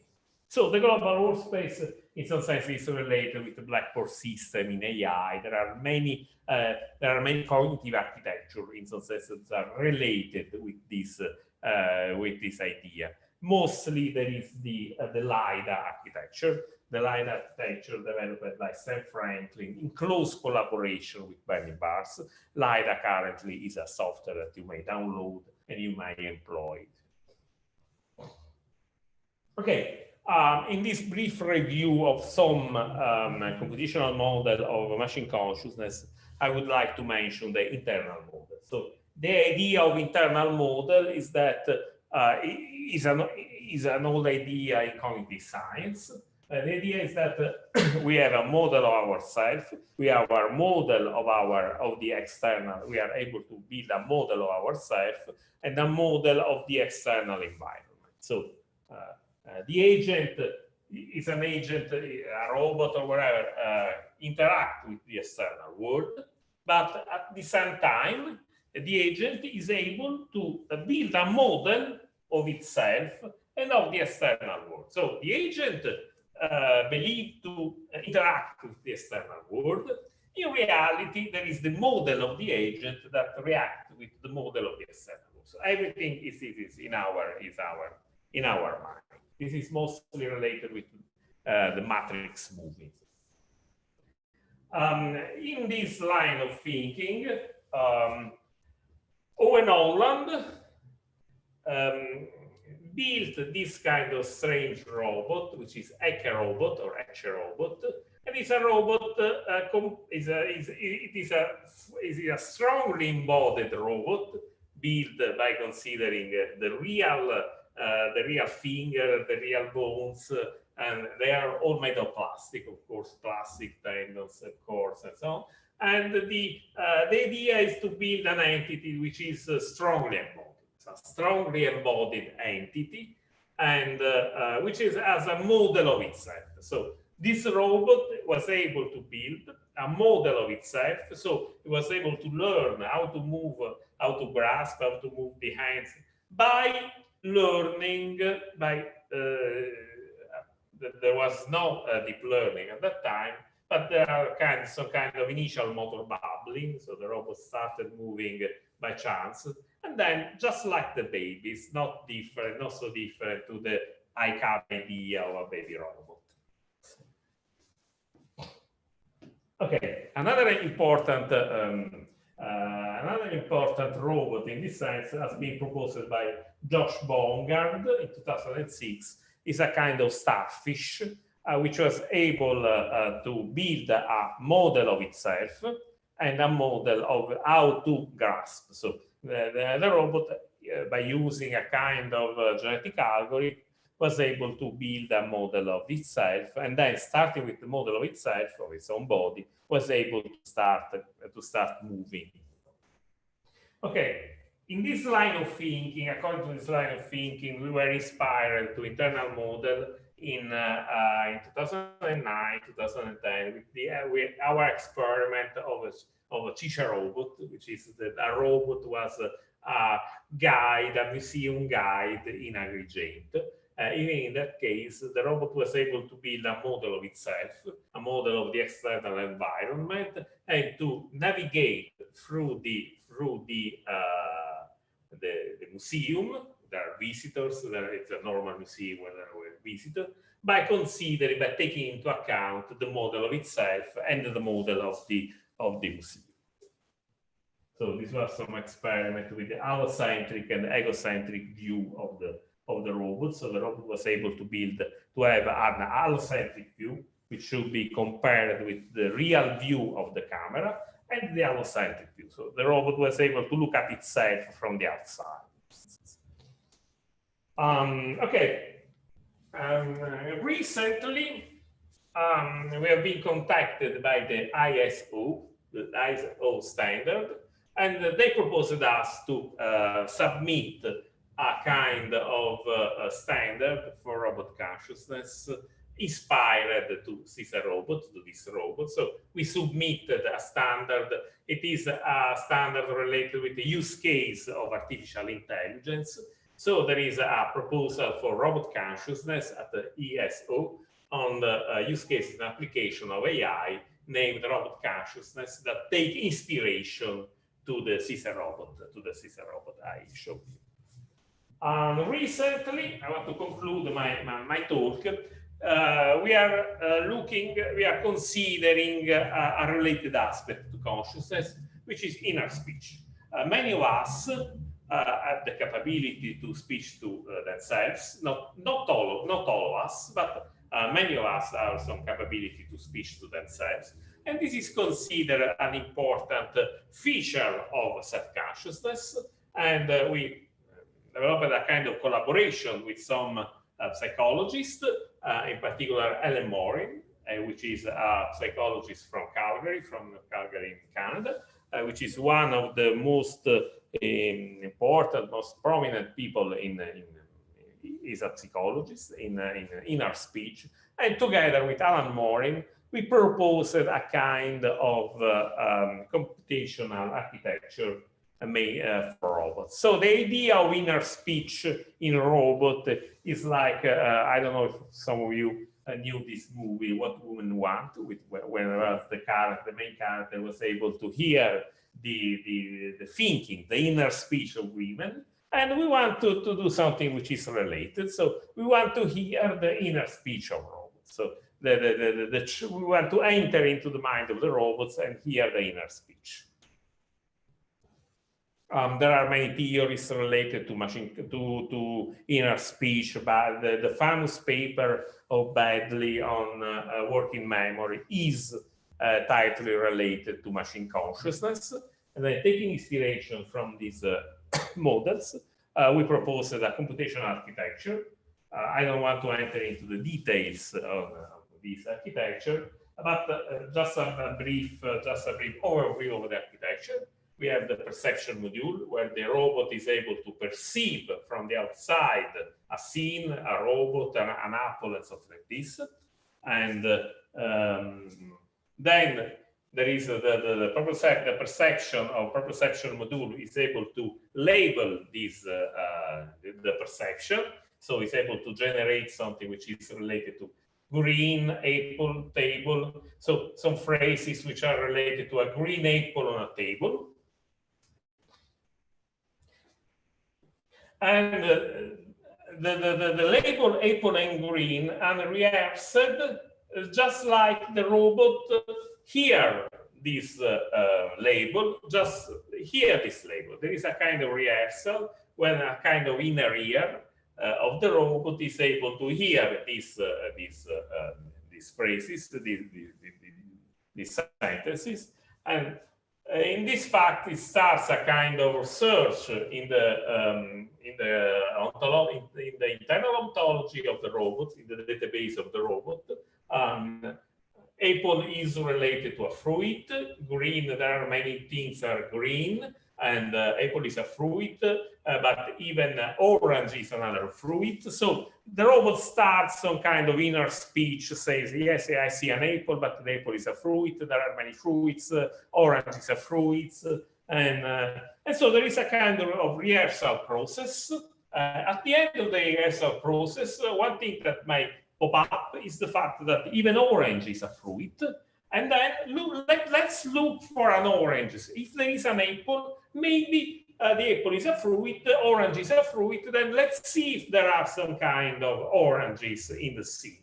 So the idea is that we have some kind of free associations among entities in the ontology of the robot.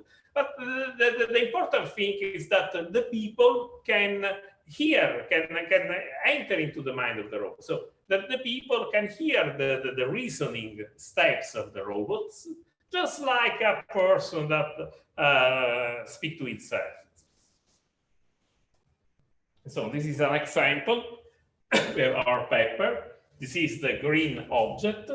And what is on the table? There is a green object. The object, this green object could be a kind of fruit and a green apple. And there is the reasoning, there is the inner speech system that starts, okay? There is a green apple. This green apple is a fruit and so on. There could be some orange.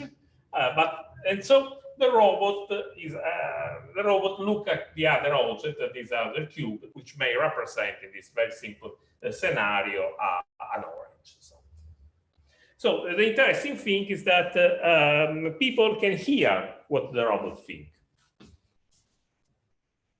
Okay, I think I can stop here. And so thank you for your conscious attention.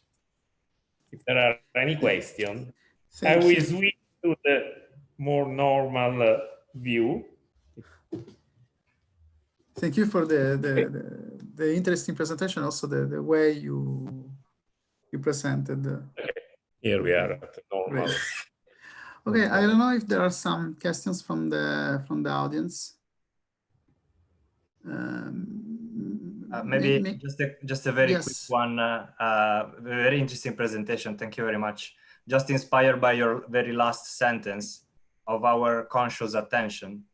How do you tell that someone else is conscious? So, and specifically in your architecture, like how do you?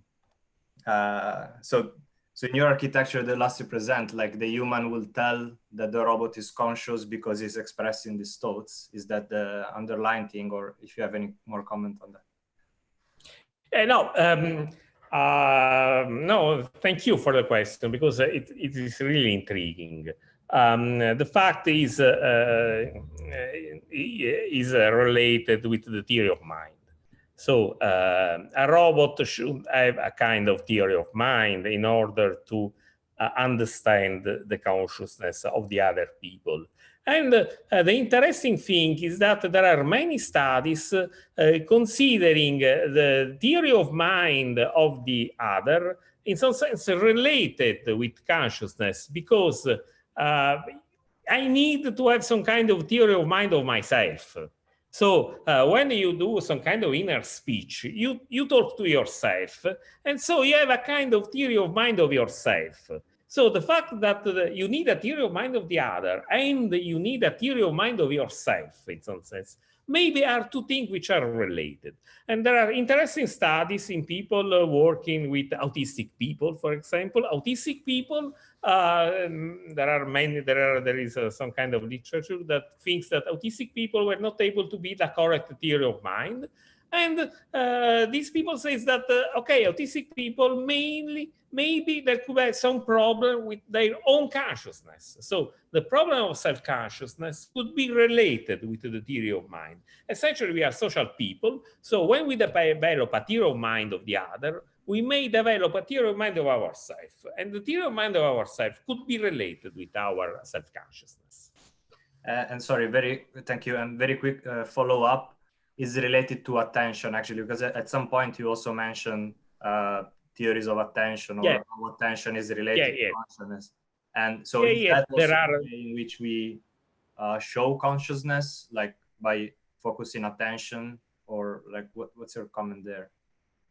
No, consciousness and attention are two really tightly related concepts, of course. So, for example, the global workspace theory is in some sense is tightly related with attention, because you have these many models, many unconscious models in your brain, and at some point there is one unconscious model that gain consciousness and then pop up to the. But there are other theories which are related to the problem of attention. For example, Michael Graziano, which is a neuropsychologist, very recently developed a kind of theory of consciousness mostly related to attention. In a sense, we have a model of our attention, and there is an higher level, which is the model of our attention, and our attention can be considered a kind of reactive system in robotic world, but we have a model of our attention. So, so consciousness is mostly related with the model we have with our attention. And the role of attention in conscious system is essentially, obviously, is essential. And even the inner speech, in some sense, when you speak to yourself, in some sense, because you want to focus on one aspect, want to clarify something, you want to focus on some aspect, not only of your perception, but even of your idea, of your thought, and so on. Thank you. Okay, thank you. Maybe just one commentary to finish. Maybe can we say, stimulated from your presentation, maybe can we say that actually from consciousness, from this internal ear you defined, can be a way to overcome the limits of the limits of like the neural network we are trying to use right now, in the sense of their opacity, and donc can be an instrument to explain the decision-making process of the machine. Yes, one of our interests, in some sense, is related with trust. Giulio mentioned the problem of trust, and so we can trust, and we can trust a robot, we can trust a machine, if we are able to understand what is the reasoning system, how the machine reasons. Yes, I know that we can look at the log of a machine to see what happened, but it's not normal way we live. So the idea of a kind of hearing the inner speech, so which is not a real inner speech because it's a kind of private speech, But hearing this kind of, we have the capability to hear the inner speech, the possible inner speech of a robot, for us could be a great way to better understand what is the course of reasoning, the course of action of the robot.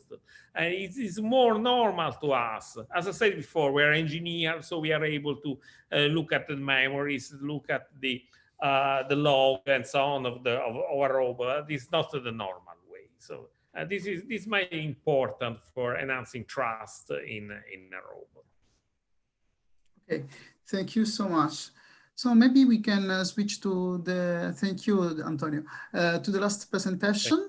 It will be Mariam Alimardani that will talk about brain-computer interfaces and their use in robotics.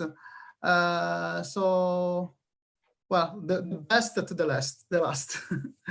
Please, yeah. Mariam, you can take the control. Yeah. Yeah. Good afternoon, everyone. Thank you, Salvo, for inviting me to this event. I really enjoyed the other talks. I hope I can also contribute to this event by showing you what kind of projects and basically research I'm involved in. So I'm going to share my slides with you first. I hope you can see it already. Yes. Yeah. Okay. Yes. So I actually do a very multidisciplinary research in which I employ robots, virtual reality environment, as well as neuroscience of the human that is involved in interaction with those technology forms. So I got interested in brain-computer interfacing when I started my graduate school. So maybe I should give you a little bit of introduction about myself. I actually did study my graduate program in Japan at Ishiguro Lab, which all of you, I assume, know. It's a lab in which very human-like robots are developed. And there I also work as a research associate in ATR, Advanced Telecommunication Research Institute, where these human-like robots are located. And the whole idea behind my research was looking into the embodiment and telepresence when people are operating this human-like bodies with the power of mind.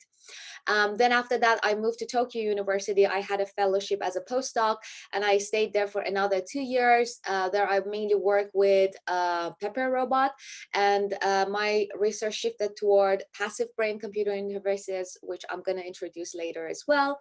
And then as of 2018, I moved to the Netherlands in Europe as an assistant professor at Tilburg University. So I assume some of you do not know where Tilburg is located. I have brought you a map. It's in the south of the Netherlands. It's more closer to Belgium than the central city, Amsterdam.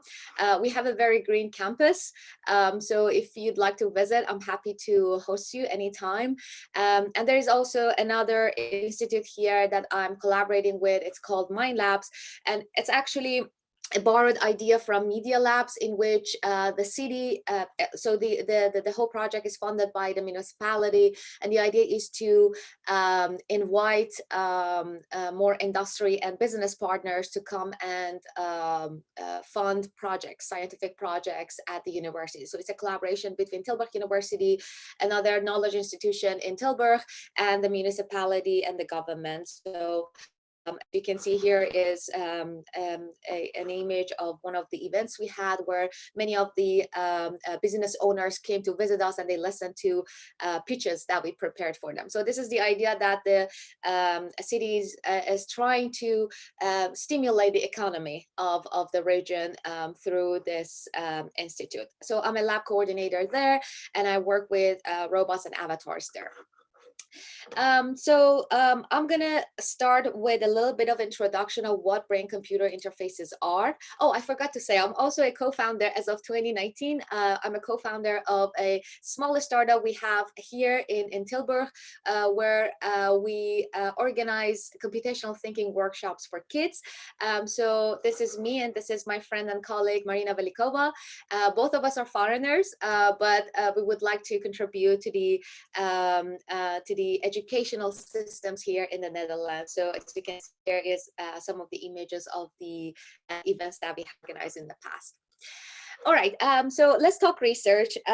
So as I said, I do brain-computer interfacing, and the idea behind this system is that you're going to be equipped with some sensors that are either placed on the scalp of your brain, or they are implanted using invasive techniques. And then the signals from your neural activation are collected and passed to some signal processing algorithms in order to understand what kind of responses you made to a particular stimulus, or what kind of thoughts you were going through. So the experience as presented, as manifested with neurophysiological activity. And then we use those outputs from the classifiers that we have developed based on the signal processing algorithms in order to control some outside device, such as a game, a virtual reality environment, a robot, a wheelchair, or even for social interaction with technology. And this actually comes as a loop in which we try to get information from the human in order to control the another form of technology, another form of media. And then we also want to understand how the human experiences this new form of technology, where they do not need to move their own body in order to interact with the system. And so this feedback part is also part of my research. So it's very important for me to look at the human as the core component of this interaction loop, and not only develop systems and AI algorithms that can understand the human activations, the human brain activations, but also see how this control over this new form of control over external devices can change the experience they have, which is also termed as neurofeedback effect. So I think many of you have seen this video that went viral a few months ago. This was done by a French research team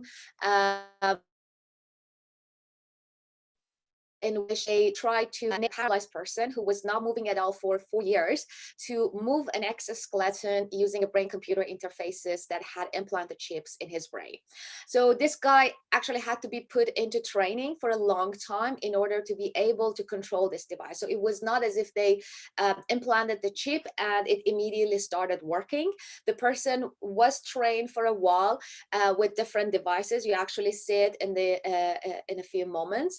So he actually used a lot of computer games, other form of technology. You can see it here in order to move the hands of the exoskeleton, the legs of the exoskeleton. So it was going on for a while until he actually became able to generate those electrical activations in the brain that the robot could understand, that the BCI classifier could understand. And that it was at the time that I thought, okay, so finally it seems that the research that I did in my PhD is coming into perspective, and it's going to have some applications, because I actually did embodiment research and how that affects the way that we interact with these BCI operated robots and exoskeletons. And this was done in Japan at the time when I was doing my PhD at Ishiguro Lab. So for those of you who do not know what Ishiguro Lab does, it actually develops very human-like robots. They are modeled from an actual human. Basically, they are twin robots, and they are teleoperated. So it's not like they are fully AI driven, but you do have some teleoperation systems that enable the operator to move or talk through this robot's body, even from a remote place. And what we realized at the time when people were were using these robots with another interaction partner in the room, was that they have a sensation of being transferred to the robot's body or becoming the robot. Although they were not in the same place as a robot. We call this sensation embodiment sense, the sense of illusion, body ownership illusion. And this has been actually around, this form of illusion has been reported for quite, I think it's already 3 decades since, or 2 decades, it was first reported as a Nature article. And it was called rubber hand illusion. So it's the illusion in which you are watching a non-body part, and at the same time you're receiving some sensory stimulation on both your body and the same dummy hand that you're seeing here, it's the hand that is being stimulated. And what they realize is that the person shows a reaction whenever that non-body part is being threatened by a stimulus. So the fact is that the non-body part, although everyone knows when they're being experimented, they know that this is an object, it's not their real body. They actually incorporate it into their body scheme, and they start feeling that the ownership they have for their real body is being extended to this non-body object. And this was actually the core idea behind the embodiment illusion that people felt for these robots, although there was no tactile feedback from the robot's body. So the originality of this illusion that we had for these robots was that people were moving their body and they were just seeing a synchronized movement done by the robot, and the fact that that visual feedback from the robot's body was in perfect synchrony with what they thought and did made that illusion happen. So I usually use this image as an example of what the illusion can do to you. So for this Geminoid F robot, there was no girl in the lab at the time, so I was always the operator whenever we had a visitor. And if the people try to approach the robot and try to touch the face of the robot all the time, I would feel very uncomfortable. It was as if people were trying to touch me. So yeah, this guy here, actually he is posing for this photo. He was not a bad guy doing harassment here. Anyway, for me, the embodiment illusion became very interesting topic to investigate. And not only I was interested in knowing, so what kind of interaction people have with this, I was interested in another form of this illusion, which was never reported in the past. And that was the illusion in which people do not move their body. So there is no synchrony between the actual body movement and what the robot is doing. I was wondering, what if we can just control the body with our minds, with the power of the brain, and whether people still feel that embodiment illusion. So that's why I designed this experiment in which people use a brain-computer interfaces. So we had a classifier that looked at the EEG responses of these participants whenever they were told to think about a right hand or a left hand movement. So as soon as they thought about a right hand movement, so they were watching the robot's body from a first perspective view. Although the robot was in another room, what they saw was not their body. It was like the first person perspective of the robot's body. They were watching the robot's hands, and they were told to move these robot's hands just by thinking about movement. And the idea of this motor imagery was actually reported in neuroscience literature in the past. So apparently not only when we do the movement, we have activation in the brain, but also when we think about movement and we just have the intention of the movement, there is some activation in the same area, same sensory motor area that gives rise to movement in general. So it does go with a simple theory of cross-reference of the brain hemispheres that control the body. Every time you think about a left hand imagery or a left foot imagery, there will be a lot of activation in your right hemisphere. And it's the same for the other side. If you think about right hand imagery, a right foot imagery, there will be a lot of activation in your left hemisphere. So we use that principle, and we had this classifier that looked at the spatial activation of different EEG electrodes. And it was just a binary classification, very easy. And we use that classification in order to send a command to the robot's hand and implement the movement that people wanted to do. So what we did next, we wanted to actually see if they have any response to this. So as soon as they did it for 2 minutes, we gave them an injection to the robot's hand, and we actually recorded some skin conductance responses that they showed a very intense response whenever they saw the robot was being injected. So we took it as a measure of embodiment. And so this was the first report that people can actually feel embodiment for bodies that they move with the power of mind, but without doing the movement themselves. So it's just one channel of sensory information that is coming to them, and the synchronization of that channel, that visual feedback with the predictive model that they have in their brain.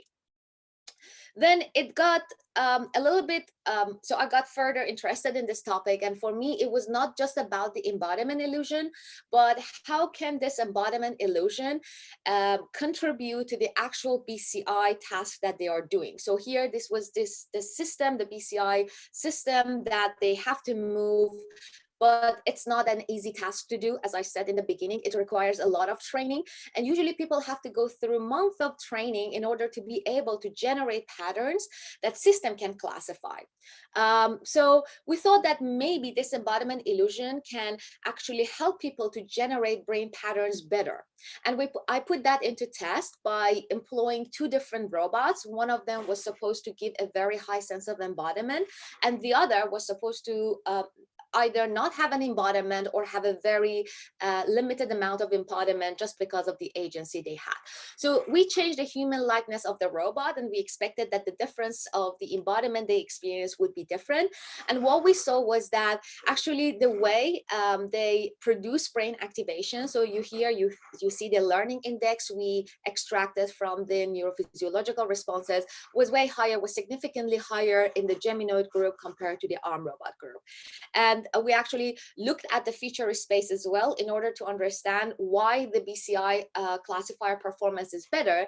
And what we noticed is that without embodiment, the patterns they are generating is all over the place. So this is actually a reduced dimensionality of the feature space we had. So here you see only 2 features being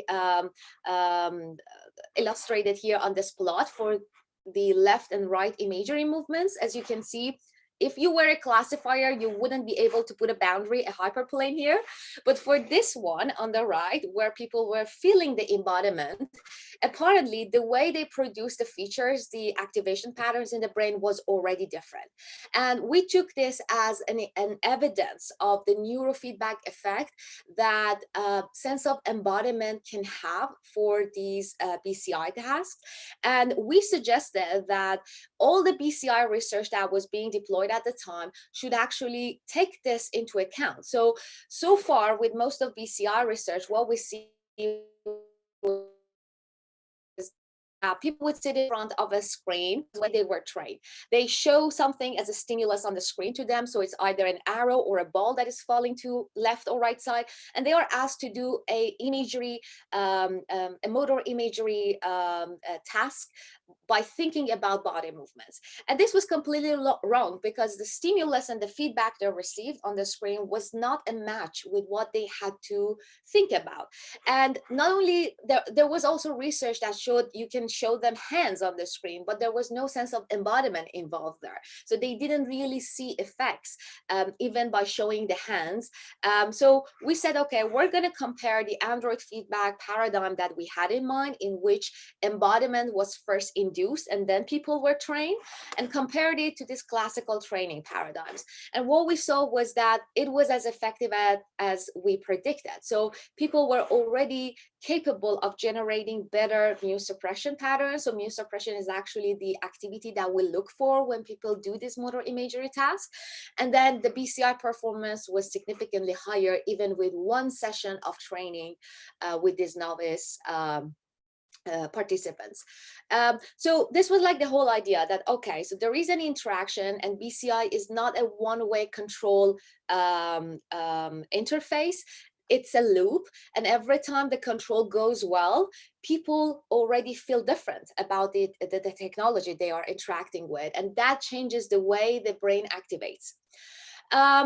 So that was like one thing, and I thought, okay, so this is going to have a lot of applications in terms of prosthetics, because rejection of prosthetics is actually a very huge problem when it comes to the usage of this prosthetics. The mind and body do not accept this prosthetics because they don't embody it, but it can actually go further than that. So this was like a follow-up project that was done at ATR, where you can augment the body even further with another 3rd arm. So this is a BCI control third arm, where people do not move their own body, or they can move their body and at the same time control a third arm. So it's not just about medical usage, medical application of embodiment research. It's also about the body augmentation and exoskeletons that are going to give us numeric, more numeric limbs that are added to our body, and they're going to enhance the functionality of the body. Okay, this was like the research that I did back in Osaka University, where I was doing my PhD. And then after that, I got hired as a postdoc in a project at Tokyo University, where I was supposed to develop BCI-driven therapeutic robots. So the idea behind this research was less of an active control of the robot, but more of a passive control, which means that the BCI is no longer going to look for activation patterns that you intentionally produce, but it's going to be only at the background, and the robot is going to look at you and see what kind of mind states and cognitive states you're going through when you're put into a type of therapy, for example, a meditation therapy or hypnosis therapy. And so for this, I actually opt for hypnosis, because hypnosis is scientifically proved to show very prominent activation patterns in the brain, as well as cognitive changes. So the idea was that we're going to do this project in 3 steps, where we're going to first put people in a hypnosis session and collect brain activity from them, and first understand what kind of changes we can see with EEG. And then we use those EEG patterns, those EEG features, in order to develop an AI-driven system that every time sees the same features. It's going to predict, okay, what mind state, whether people are being responsive to that hypnosis instruction or not. And then finally, to integrate this system with this personal robot that can do it for you. So the idea is that in the future, clinical therapy is going to come to your home with your personal robots. And so this was like the research idea. We collected about 50 people. We put them in a hypnosis session. We collected the EEG and we extracted features. We passed it to it. And again, we had a binary classification of highly hypnotizable people versus the low hypnotizable people, just based on their brain activity. And what we found was that actually it's possible to do that. So we did have a classifier that showed a very nice performance, particularly when we only collected feed-forward features from the frontal area. So not only we collected EEGs from all over the brain, but what we realized was that only the frontal area was enough for the system to be able to detect those changes, those responses they had toward this hypnosis. So it actually shows the future application that you can have very simple headsets, even commercial headsets, that collect brain activity from your frontal area. And at the same time, you can communicate with your robot while the robot is giving you these therapy instructions and reading you in real time. We did not stop there. We actually went further and did it, practice this with meditation as well. So in this experiment, we had 2 groups of people. One group was having meditation practice with a robot. The other was just listening to a robot telling a story. And again, we wanted to know how this interaction with a robot can change their brain activity so that we can read it in real time. We also expected that we can find a correlation between the change of brain activity. We hypothesized that there is going to be a correlation between brain activity and the way people report their mood before and after. So with regard to the mood, the subjects in both groups showed improvement of mood after robot interaction, and we think it was partly due to the novelty effect they had. So we expected that this mood improvement will be more with meditation practice. However, what was interesting and prominent in our result was a significant difference of gamma band activity for the meditation group. And we think, so we have seen previous reports that shows that usually with meditation, meditation, there is a change in the gamma band activity, which is associated, if it is in the occipital area, it is associated with open monitoring and more of the attentive level attention that you pay to a particular moment. So that was an interesting observation, and we think we can use this as an index in order to be able to read these changes in real time when people are in interaction with the robot. Again, speaking of passive BCIs that are just looking at the way you interact with the technology, there was another student of mine that was interested in emotional responses and empathy, particularly whether people feel empathic responses toward a scene of child abuse that they see in virtual reality. And the idea that we use virtual reality and not a video was that we wanted to induce a sense of presence, so that they are actually put in that scene and they watch it and feel the immense pressure of that moment, so that we can actually induce more response in them.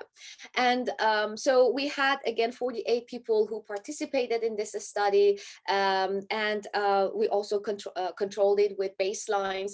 And what we realized was that there is definitely some activation patterns as manifested by the asymmetry change they show. So asymmetry in the past has been shown, I mean, this is neuroscience stuff, but it's been related to the approval and withdrawal mechanism, where people have a positive versus negative emotion. And definitely this was consistent with what was reported in the past. So people showed definitely a negative emotion when they were watching the video. But what we found was that when they were watching this, the prediction of the empathic response could not be done just by the time they were watching. It was only predictable before the stimulus was given to them. And this prediction, the response they showed was in correlation with the way that they assessed their own empathy levels before the experiment started. So here you see the empathy score as it was measured by a standard questionnaire. And on the y-axis, you see the alpha asymmetry power they showed in the frontal area, and you see that there was a significant correlation the way. So this already shows that at the baseline level, the way people produce brain activity is already determined and is in correlation with how much empathic they feel they are. And we did not rely on the correlation analysis only. We also took another statistic approach in which we wanted to have a predictive model that can tell the low empathic people versus the high empathic people. And again, we saw the same results, that when they were watching the video, it was not possible to tell. So apparently both groups show empathic responses, but at the baseline, so the pre-video and the post-video, it was possible with not a very, superior accuracy, to the high and decent level of performance, tell whether they are from a high empathy group or low empathy group. And I think it's very important. It has a lot of implication when it comes to human technology interaction. The technology should be considerate of your emotions when it's interacting with you. And so far, we have not been very much successful in collecting or understanding how people feel, because mostly they rely on behavioral responses, how expressions are manifested in the face, or if it is biosignals, it's more about the arousal level and not the valence of the emotion people are feeling. So I think brain can actually be the more important source of information that we can go to and seek information with regard to emotion detection. One more project that I am currently supervising is project CogWeAre. This is funded by our school, where the students who are involved in this project are interested in EEG correlates of creativity in VR. And the long-term plan is to have VR environments that can help you to be more creative, and not in the way that they interfere with the way you do, with the way you perform, but by helping you with the ideation task. In this project, I'm actually working with another colleague of mine who has a degree in psychology, and his research is about creativity. So what we do, we actually put people in different technology forms, and we collect EEG when they have to do a creative task. And we look for EEG measures that show that a person perform more creatively compared to themselves. So it's more about them versus the baseline. And then we want to use this indication for an online measurement, where the system can predict whether you have been just mind wandering and you were not focused, you didn't produce any ideas yet. And if that is not the case, maybe the environment can change in a way that it gives you hints for better ideation. And I think this is going to be very important in the future when teams of design are working remotely together. Already they are doing so in car manufacturing sector. People are designing in VR using 3D scannings. And I think it's very important for them to also be aware of the way they are working and they are performing. So with this project, again, with the first experiment, we have already found very promising result with respect to gamma band activity in VR. Again, gamma band in the frontal area is indicative of attention level and perceptual experience. So with creativity in the past, we saw a lot of reports of alpha activity. We did not see any difference of alpha activity between the conditions we had in our experiment, which was like a tablet versus a VR. Well, we saw gamma activities, and we think that the way that people already interact with the systems is very different, and the way they produce creative ideas is different. And that's probably why we are seeing a prominent activation levels in these high frequency bands and not the low frequency bands. So it's more about the working memory, the attentional processing, rather than just being, the alpha band activity is more about being relaxed and having some, how do you call it, like the alpha and theta band is more about thinking,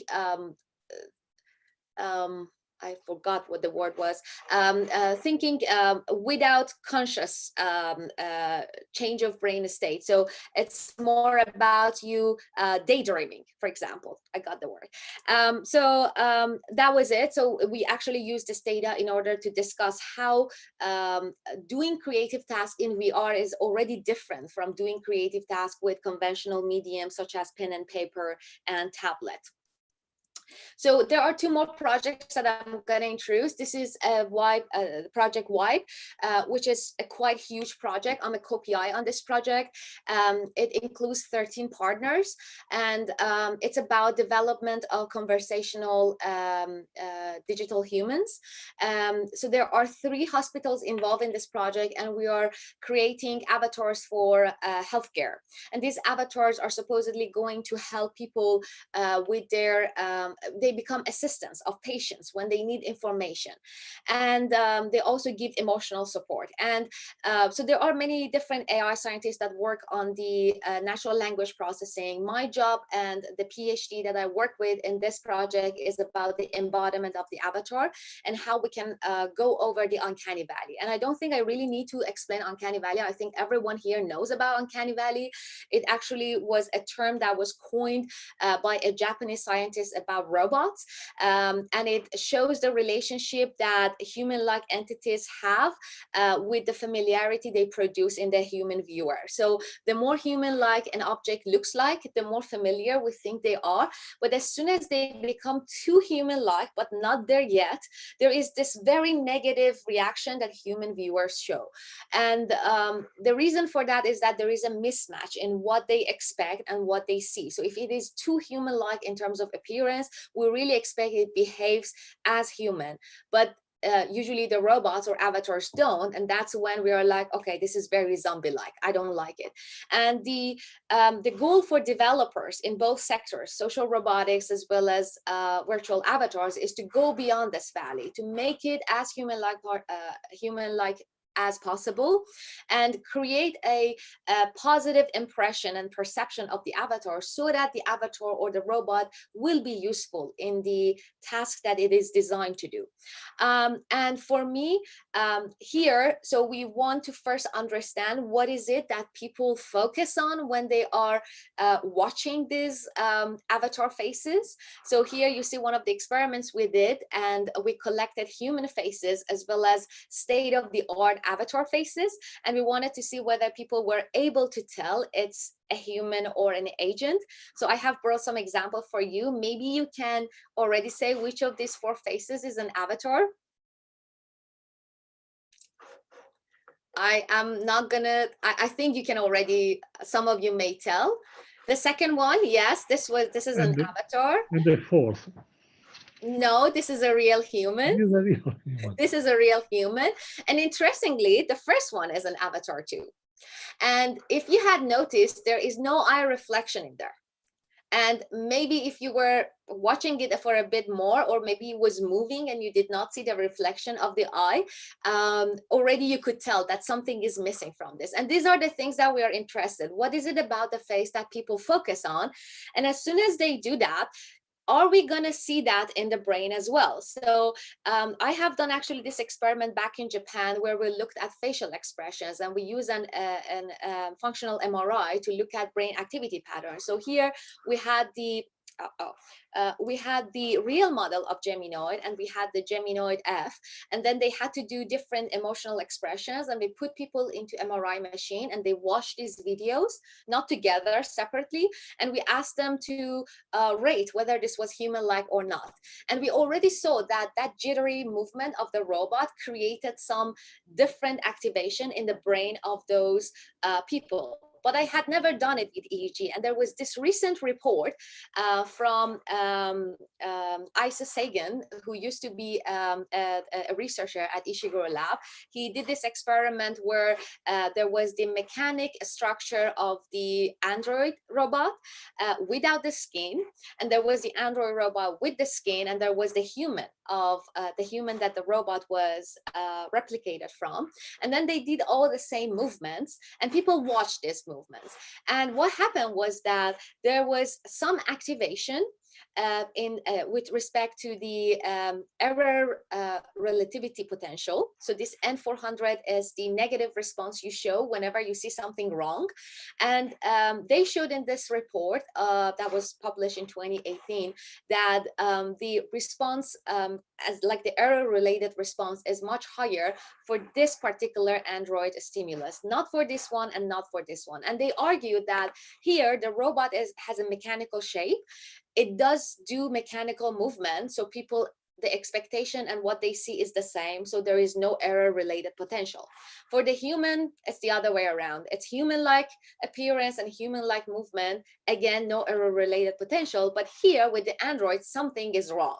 It looks very human-like, but it does not move as human-like. So that's why there was a significant error related potential in this particular condition. And we want to do the same thing with the avatar. So in this case, what we want to do, we want to be able to detect those error-related potentials when people are watching it. And by doing this, we want to already use it as an indicator of the uncanny valley or not. So people show this error-related negativity, it means that the avatar is not there yet. So again, this is going to be a BCI-driven system where people look at things and we collect the data, and based on that, we try to change the appearance of the avatar. And finally, the project Regendil that was recently funded by the government by the Dutch government and the Dutch Royal Air Force. So this is a project that was funded as me being a part of Mind Labs. And in this project, the Air Force is interested in looking at the brain activity of pilots when they are training in VR. And the idea is that these days, the VR simulator is becoming a more prominent replacement for the conventional cockpits where people had to be put into this real physical place to be trained, but rather to enable them to be trained in VR. And apparently many pilots are not happy with that. So they really want to have their own flight hours and their own simulator hours, and they don't want to have that replaced with another form of technology. And so the Air Force is trying to enforce this, and they want to have some scientific evidence that the learning curve is going to remain the same, and the learning outcome is exactly the same. And perhaps using the signals and behavioral measures we collect from the pilots during this VR training, they can even have a personalized and optimized training. So that's the idea behind this project. We're going to go into this simulators, these Air Force simulators, and put EEG cap on people with another sensors such as eye tracking and perhaps some skin conductance response, in order to see how they behave and respond to these new training environments, and then use those information in order to be able to predict the learning effect that they are experiencing in any form of training. So if the training is working, the pilot could already know, and they're gonna probably go to the next stage. Or if it is not working, we know that they need to get more training on this particular task, just by the power of performance as it is measured with biosignals as well as performance. So that was me. I want to conclude by saying that in this talk, I try to show you that BCIs can have a future in human technology interaction, in the way that it optimizes the way people interact with technology in a very passive way. So you can have automatic detection of what users are thinking or feeling, and try to feed forward that to a robot or an avatar and make them more smart in the way they interact with people. However, the technology is very new. It's not perfect yet. Many more developments need to be done in terms of hardware and software. And I think it takes not a few more years, perhaps a decade, until BCIs become a mainstream technology as VR is today. And I think by then we also need to initiate discussions about ethical issues, as well as the efficiency and usability of these systems that are coming into our lives, particularly when it comes to different social groups and people who are going to employ them. So I want to close my talk with that. If you are interested in the embodiment research I do have a TED lesson that you can watch it on YouTube. And that's from me. Thank you so much for listening. Thank you, Mariam. I'm really impressed with your I'm always impressed with your works. So I don't know if there is if there is someone that have some questions. Well, maybe I can start just starting from one of the last sentences. So thanks. So it was very interesting talk. From the last sentences, you were saying that the technology is still far from being exploited. And you were talking about decades and not a few years. So what do you think are the most difficult aspects? I mean, the technique itself is, the number of electrodes used, even if it is already high, is very small compared to the complexity of the brain. So do you think this is the main problem? So we need to find different ways of probing the activity, or it is more related to understanding, the meaning of what you record? Yeah, so I think the main problem is that more than social robots and virtual reality, this technology form relies on the human than sensors and engineering part. So with robots, you can actually, leave it to the engineers and make it as perfect as possible in the ways it moves or perceives. However, with virtual reality, it's the same. You can work on the hardware, on the field of view. Everything about it is mostly engineering, and then once it comes to humans just have to use it. Whereas with BCIs, even the engineering part relies on the human and how the human generates those patterns that are required for the classifier to work. So with human brains, you have a lot of individuality factors. You have the impedance of the scalp. You have the way that different cognitive functions are working. People do not respond to the same stimulus in the same way that we expect them to do. So the human is like the most important thing when it comes to the core development. And at all the time, we have to train the human first in order for us to generate the patterns that we want our classifier to detect. So I think that's the main challenge, that even though there have been some commercial headsets that are out already, Emotive, for example, NeuroSky, honestly, they look like a toy. They don't really work well because they are not trained for a large, they are not trained with the data from a large population. It's been just lab training and lab experiments and lab development, and that's it. So as soon as it's out, there are a lot of noise in the environment. The equipment is not ready for that. And the fact that the humans are not yet familiar with this device, they don't know what they need to do. And as soon as the expectation is not met, they are disappointed. So they no longer use it. And so I think that's the main challenge. We have to educate people in order for them to be able to use this technology form. And the other one is that we are not yet capable of reducing the noise when it comes to the wild environment, to like outside of the lab. Thanks. Thank you. Yeah, that actually it was my question, because as you know, we have a PhD student, Samantha Charpentier, that I think we talked about this. She's working on exploiting features related to attention in a classroom. So in fact, one of the problems we have is that I mean, we've seen in your videos, so the people is used to stand in a chair. This is for me one of the problems, because we would like to have EEG on children in a classroom. So I'm not sure if we will try to have some capture data, but yeah, I think. And another thing is that the BCI technology is not really moving forward because it requires a lot of cost. You know, bringing people into the lab, collecting this data, training them.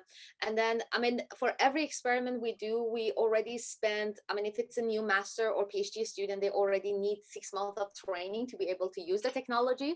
And then we need another 3-4 months to be able to collect the data until we are able to analyze the data and develop the AI, the classifier that we want. So again, it's a very time-consuming process. And that's why I think we are lagging behind compared to other technology forms.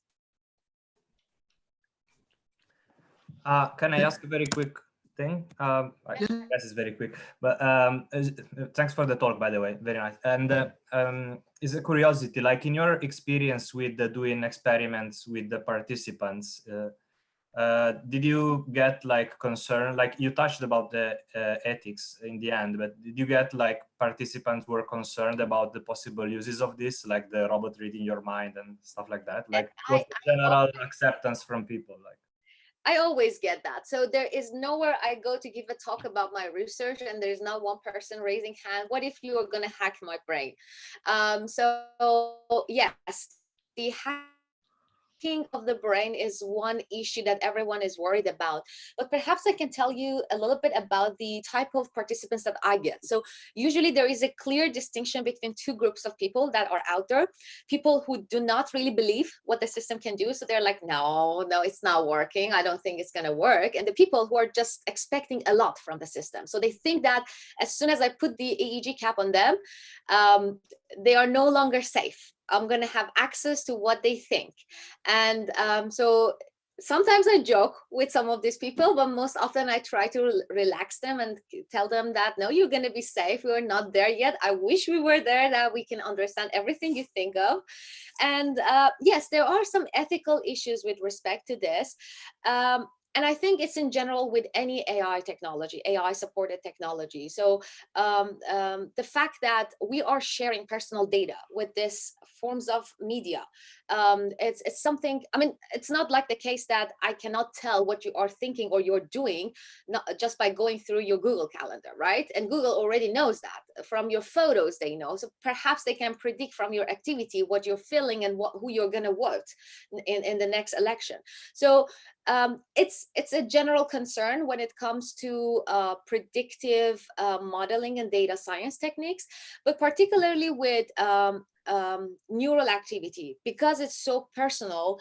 I think that discussion needs to be made, and people need to be educated about that. So what safety measures they have to take into account when they are going to use this technology. And that's the same thing we do with every technology form, right? So we do have some privacy measures that we take into account.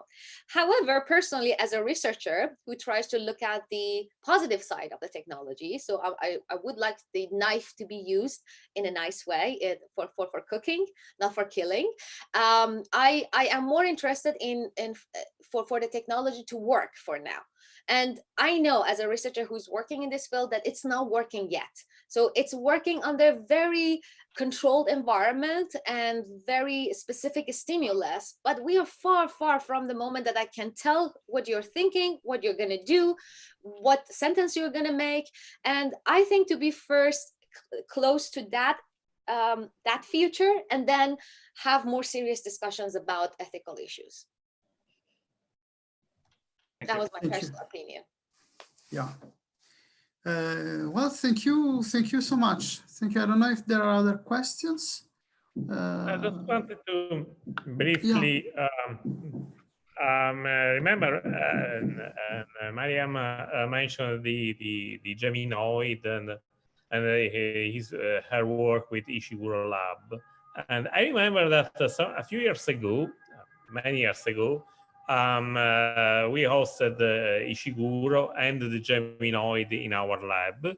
And I remember that at the Geminoid F, and when the Geminoid F arrived in our lab, it was inside a box, inside a kind of cage. And when we opened this kind of cage, we found the Geminoid F, which was almost naked, was only covered with some kind of petticoat or whatever. And I remember that I felt really uncomfortable.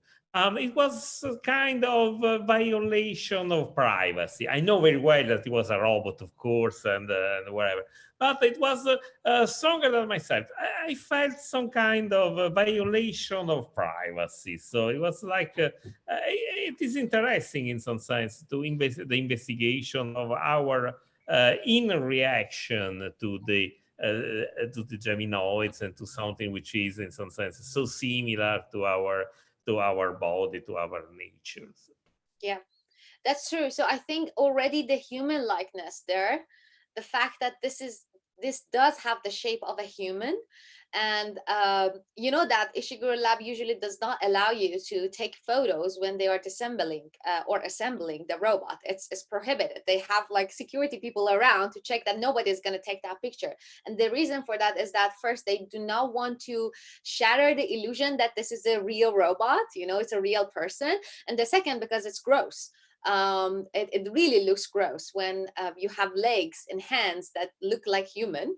And yeah, I think that feeling, we humans always have that response to human-like shapes.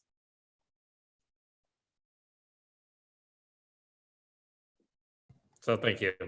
Sure. Okay, so well, maybe it's time to close our seminary.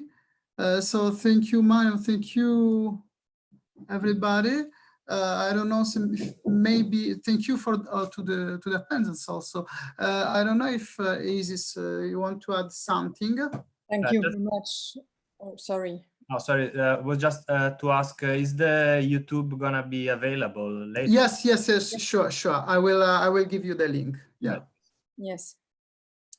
Well, during your presentation, I took some photos, and Salvo, please, if you want to. Yeah. Click next. Here.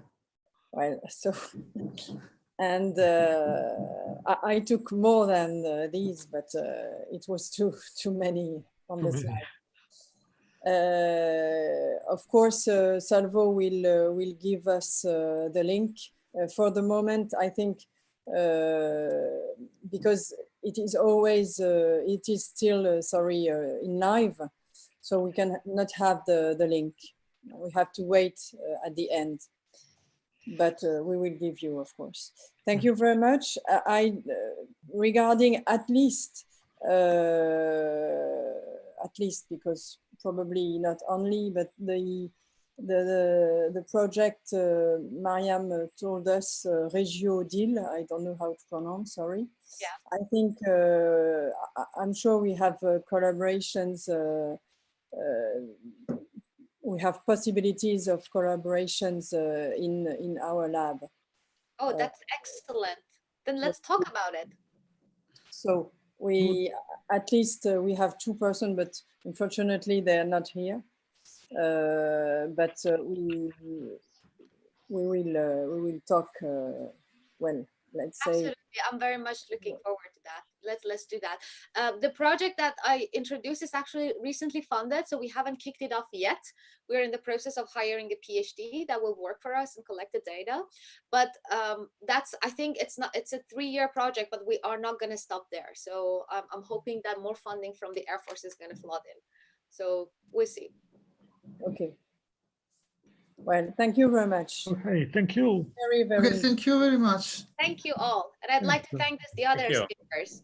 Thank you. Thank you. Yeah. Thank you. Bye. And actually, I hope to see you soon in Paris when this thing of the coronavirus will finish, because I really think, I mean, staying in front of a PC, so passing so much time in front of a PC, really forced me to appreciate how much it's nice to be together in real life. Yeah, that's cool. get some coffee at least. Yeah, with some coffee. Yeah. Okay. Thank you so much. Organizational meeting, Sal. Right. Yes, why not? That Okay. would be the next. Yeah, why not? I really would like. Okay, look forward to see you again. Yeah. Okay. Thank you so much. Thank you Bye-bye. also to Thank you. the public here, and see you again. See you Thank soon. you. Yeah, You. see you soon. Bye. Bye. Bye. Bye. Bye. Bye bye.